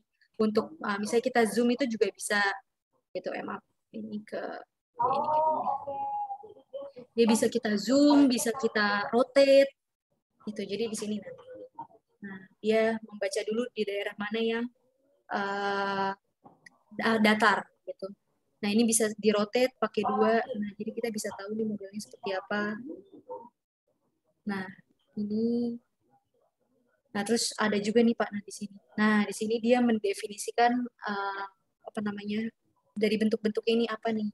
Oh, di daerah sini di sebelah kiri itu adalah untuk airnya, menaruh airnya. Terus di atas itu buttonnya untuk on off-nya. Terus ini adalah untuk teknologi brewing-nya. Terus habis itu ada lokasi untuk menaruh si gelasnya seperti itu. Nah, terus misalnya nih Pak, oh ada produk lain yang bisa kita lihat, kita bandingkan, oh ini produk lainnya. Terus bisa juga kita, nah misalnya ini mau apa namanya beda tipe seperti itu misalnya Pak, atau beda warna, ini bisa kita tampilkan juga. Terus bisa juga ada step by step-nya Pak, tadi yang disebutkan sama Pak Bayu. Jadi ini bisa dilihat, ini kita bisa lihat step by step, oh ini cara makainya gini. Ditaruh dulu kopinya, gelasnya, terus nanti dia kopinya misalnya baru nyala. Ini bisa digedein juga, misalnya kurang jelas. Nah, atau misalnya kalau misalnya gelasnya lebih gede gimana Pak? Nah, ini ternyata dia ada desainnya, tinggal dikatasin, kita masukin, taruh, nah, terus baru dia bisa. Nah, ini untuk yang espresso Pak. Ada lagi misalnya modelnya untuk yang helikopter nih, assembly nih Pak. Dia nanti kita bisa yang di helikopter assembly ini, dia bisa, nah, ini kita bisa putar, seperti ini. Nah, terus kita misalnya mau lihat pergerakan dari apa namanya tail-nya itu seperti apa mekanismenya. Nah, ini bisa jadi dari ada servonya di sini menggerakkan tail-nya itu kita bisa putar Pak. Nah, itu dia pergerakannya akan seperti itu. Atau mungkin mau kita lihat pergerakan dari rotornya. Nah, ini bisa terlihat juga pergerakan dari rotor helikopternya. Terus misalnya ini Pak, ini kan udah jadi. Terus kita bisa lihat juga nih Pak, cara mengassembly dari modelnya. Jadi ini modelnya dari belum dipasang. Modelnya bisa di ini ya, di lepas-lepas ya, atau part Enggak, Pak. by partnya. Itu yang Bisa, Pak. kebuka ini.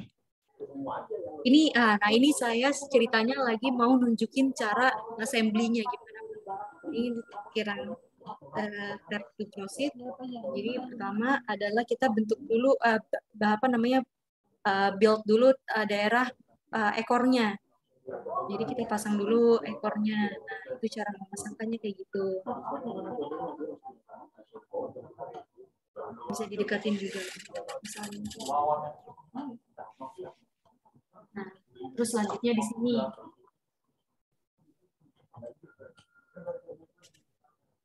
Nah, terus selanjutnya lagi pasang assembly-nya. Ini yang memindahkan part by partnya dari softwarenya atau dari kita yang menggerakkan secara sensor gerak? Ini kalau yang ini kita udah definisikan dulu Pak tadi di Creo-nya.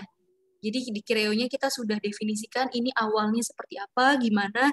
Jadi dia tinggal play. Ini rada beda sama yang Vuforia Chalk. Kalau Vuforia Chalk tadi kan kita real time ya Pak. Kita ngobrol terus kita bisa ngasih tahu. Nah kalau ini ibaratnya kita membuat SOP, jadi nanti bisa dipakai berkali-kali. Kita tinggal ngasih modelnya ini, dia bisa tinggal buka di HP masing-masing atau mungkin iPad masing-masing, itu bisa langsung diarahkan gitu. Nah kalau ini kan contohnya modelnya untuk yang ini ya Pak. Ini kita taruh modelnya di yang apa namanya di bidang datar.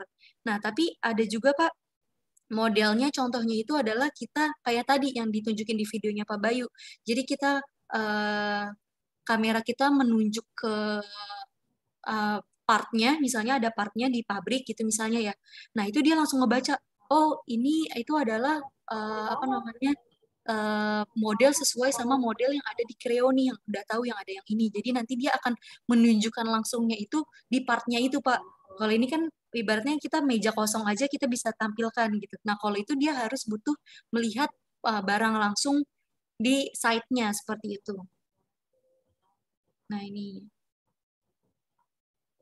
Jadi untuk assembly pun bisa kita bisa mengarahkan gitu. Misalnya contohnya kalau mau lomba gitu ya Pak, misalnya mau lomba, mahasiswa mau lomba, terus abis itu ada timnya yang nggak bisa berangkat, nah itu bisa didefinisikan dari sini.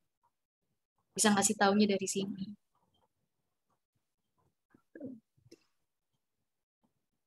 Nah, udah selesai gitu Pak.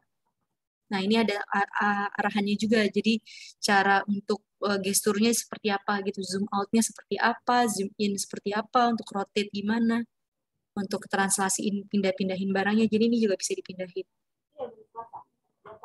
Misalnya saya mau lebih dekat. Saya bisa coba nggak di handphone nanti untuk bisa, Pak. Play Store gitu? Bisa Pak. Nanti saya kirimkan linknya ya. Untuk atau bisa Bapak cari di Play Store itu Vuforia View Pak. Vuforianya ini saya stop share dulu. Ini Pak tulisannya.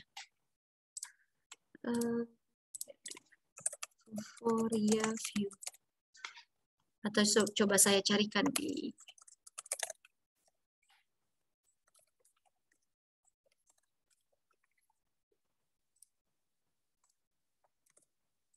ini saya kirimkan linknya, Pak.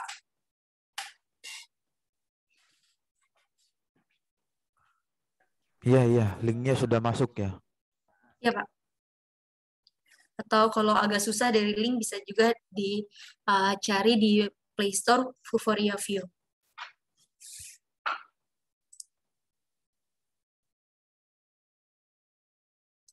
Kemudian jadi, tadi yang connect ke handphone tadi apa namanya?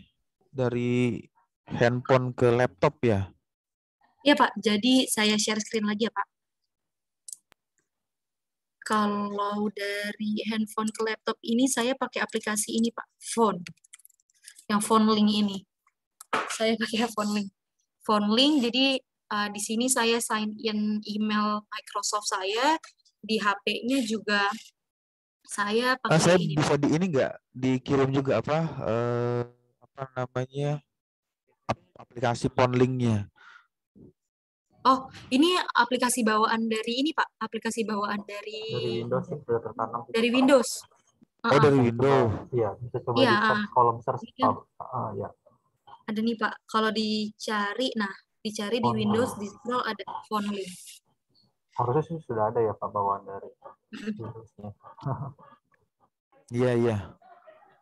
Berarti dari Windows phone link kemudian connect ke handphone menggunakan Ah, apa? Play kalau Store-nya. saya di handphone saya tampilannya seperti ini Pak. Nanti. Saya pakai Samsung Pak. Jadi dia di sini di bawah ini dia udah langsung ada. Di sini tuh tadinya tulisannya yang sebelah mobile hotspot itu tadinya tulisannya itu adalah link to Windows. Nanti takutnya soalnya kalau saya klik takutnya malah jadi nggak connect. Ini jadi udah connect Iya, ke iya, laptop. iya. Jadi link to Windows.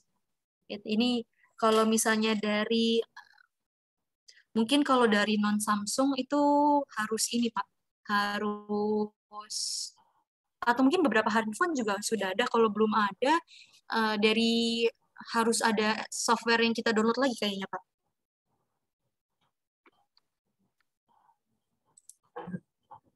Gitu. Sebentar saya cek dulu ya di handphone. Ya Pak. Boleh Pak. Pada Mora.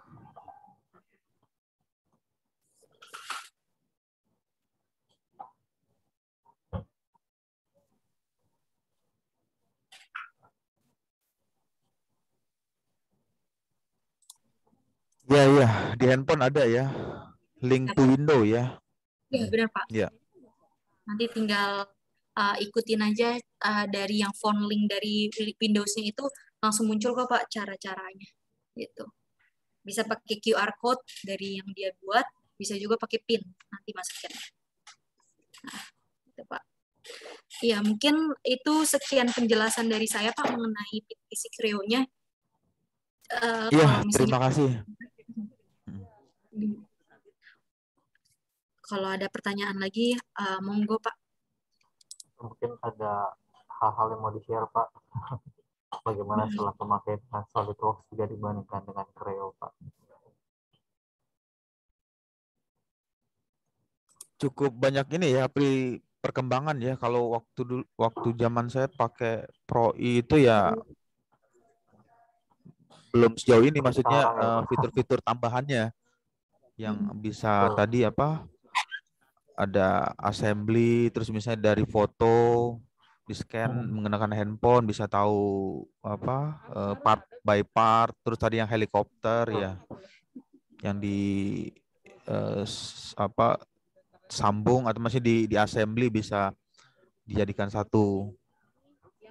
Ya, itu memang sebagai kecil Pak dari yang kita coba jelaskan, karena Creo itu kalau di dunia otomotif atau di manufacturing mereka lebih di approve Pak, sudah proven untuk desain mereka, software mereka itu sudah proven. Komatsu itu sudah pakai Creo. Kalau kita lihat Creo itu siapa sih customer besarnya? Kalau saya bisa bilang di Indonesia itu salah satunya ada Komatsu Pak. Komatsu kan saingan dari Caterpillar. Nah, mereka aja menggunakan penangat assembly yang bisa support untuk parts assembly. Kayak itu jadi pilihan oleh Komatsu. Terus juga ada Royal Enfield Pak. Itu pun juga didesain menggunakan Creo. Nah, nanti yang terbaru ini akan launching Creo 9 Pak. Jadi yang Mbak Agnes sebutkan itu tuh masih di Creo 8. Nah, nanti akan rilis mungkin tahun ini itu Creo 9 Pak, dan itu banyak perubahan yang cukup signifikan juga di sana. Gitu. Kalau dibanding SolidWorks sendiri, saya belum tahu sejauh ini ada customer manufacturing mana yang menggunakan SolidWorks untuk benar-benar mendesain produknya seperti itu sih Pak. Tapi kalau Creo jangan diragukan sih Pak. Seperti itu Pak.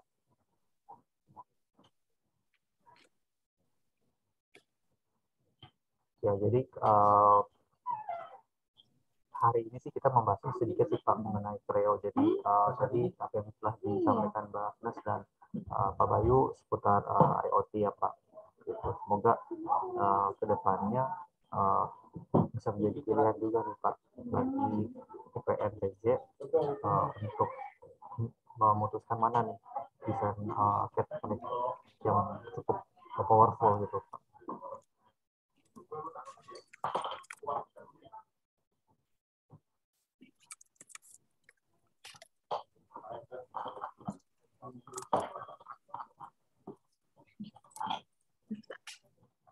Mungkin ada pertanyaan lagi dari Pak Damora. Ya, kalau dari saya untuk sementara cukup. Saya udah bisa membayangkan tools dari software Creo ya. Sudah banyak sekali fitur-fitur yang ditambahkan di bagiannya tadi. Iya, siap Pak Damora. Nanti kalau misalnya PowerPoint-nya mau di-share, itu juga bisa Pak untuk nanti lihat-lihat lagi. Ya, boleh nanti di-share nanti supaya bisa informasikan ke prodi, ke teknik mesinnya. Benar Pak. Tapi kalau sampai sejauh ini masih ada kemungkinan ya Pak kalau tambah berikutnya Pak.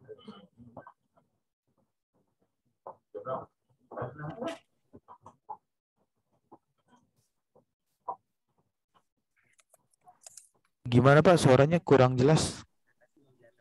Ya, kalau untuk kedepannya itu untuk prodi Pak, khususnya teknik mesin, kedepannya untuk pemilihan kembali software CAD Pak, itu apakah memungkinkan untuk kedepannya untuk penambahannya Pak?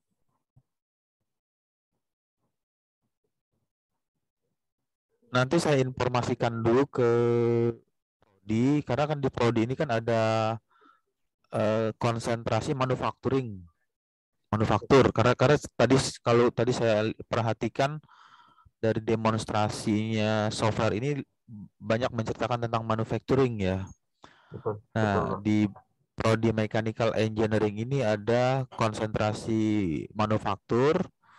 Kemudian kalau saya khususnya itu di bidang KE, konversi energi. Tapi nanti saya coba komunikasikan dengan dosen di bidang manufakturnya. Siap Pak Damora. Kita akan tunggu ya Pak.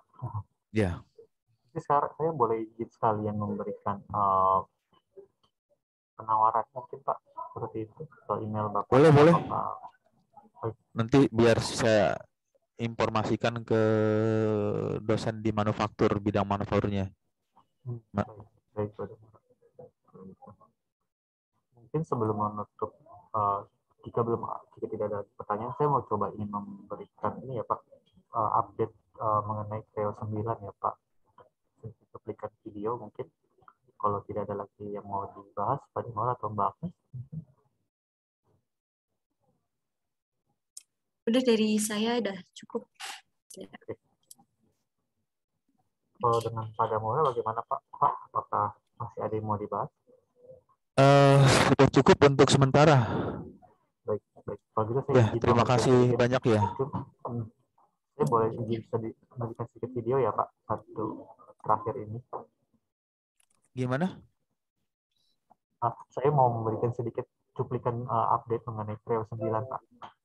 Iya. Saya akan coba share.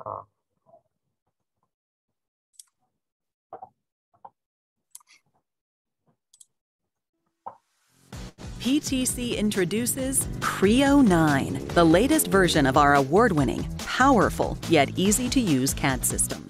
Creo 9 helps you deliver your best designs in less time, with enhancements to ergonomics design, MVD, simulation, generative design, and manufacturing. As with every release, Creo 9 introduces improvements to make design engineers more productive every day, including updates inspired by you, our customers. Let's take a look. The new Divide Surfaces function allows for expanded MBD and simulation capabilities, and the model tree has been improved to better communicate design intent. You'll also find improvements to Sketcher, Patterns, Surfacing, and ECAD to simplify and speed up your workflows. With Creo 9, the concept of fit takes on new meaning with improvements to ergonomics design. You can now easily manipulate mannequin positions and customize mannequin populations to better fit your target markets. And with the new Visual Field Analysis tool, you can build safer products that meet visibility standards. Creo 9 brings you firmly into the world of model-based definition with more clarity and less effort. You can customize and easily apply semantic surface finish annotations. These new symbols are compliant with the latest ASME and ISO standards, with information for downstream users. In addition, you'll find improvements to weld symbols and drawing hatch patterns, making them easier to use. Simulation-driven design continues to get better with Creo 9. You'll find improvements across the simulation portfolio, starting with numerous important enhancements to Creo ANSYS simulation and Creo Flow Analysis. Creo Simulation Live introduces real-time multiphysics for simultaneous structural and thermal analysis. And now you can analyze stress and fluid flow for advanced formula-based lattice structures in real time. Creo 9 also has new innovative generative design capabilities. For structural design, you can optimize to a given safety factor. And now you can conduct modal optimizations to generate designs based on the desired frequency response of the specified material. Creo 9 has valuable improvements for additive and subtractive manufacturing, making it easier for you to deliver high-quality, manufacturable products. In additive manufacturing, you'll find enhancements for stochastic lattices, user-defined support structures, and variable wall offsets for formula-based lattices. In subtractive machining, enhancements include 5-axis finishing toolpaths and adaptive feed rates for milling. Creo is better than ever, with exciting improvements to the tools you use every day. And all of it is fully integrated into the easy-to-use Creo interface. Powerful, innovative, easy to use. Deliver your best designs in less time with Creo 9.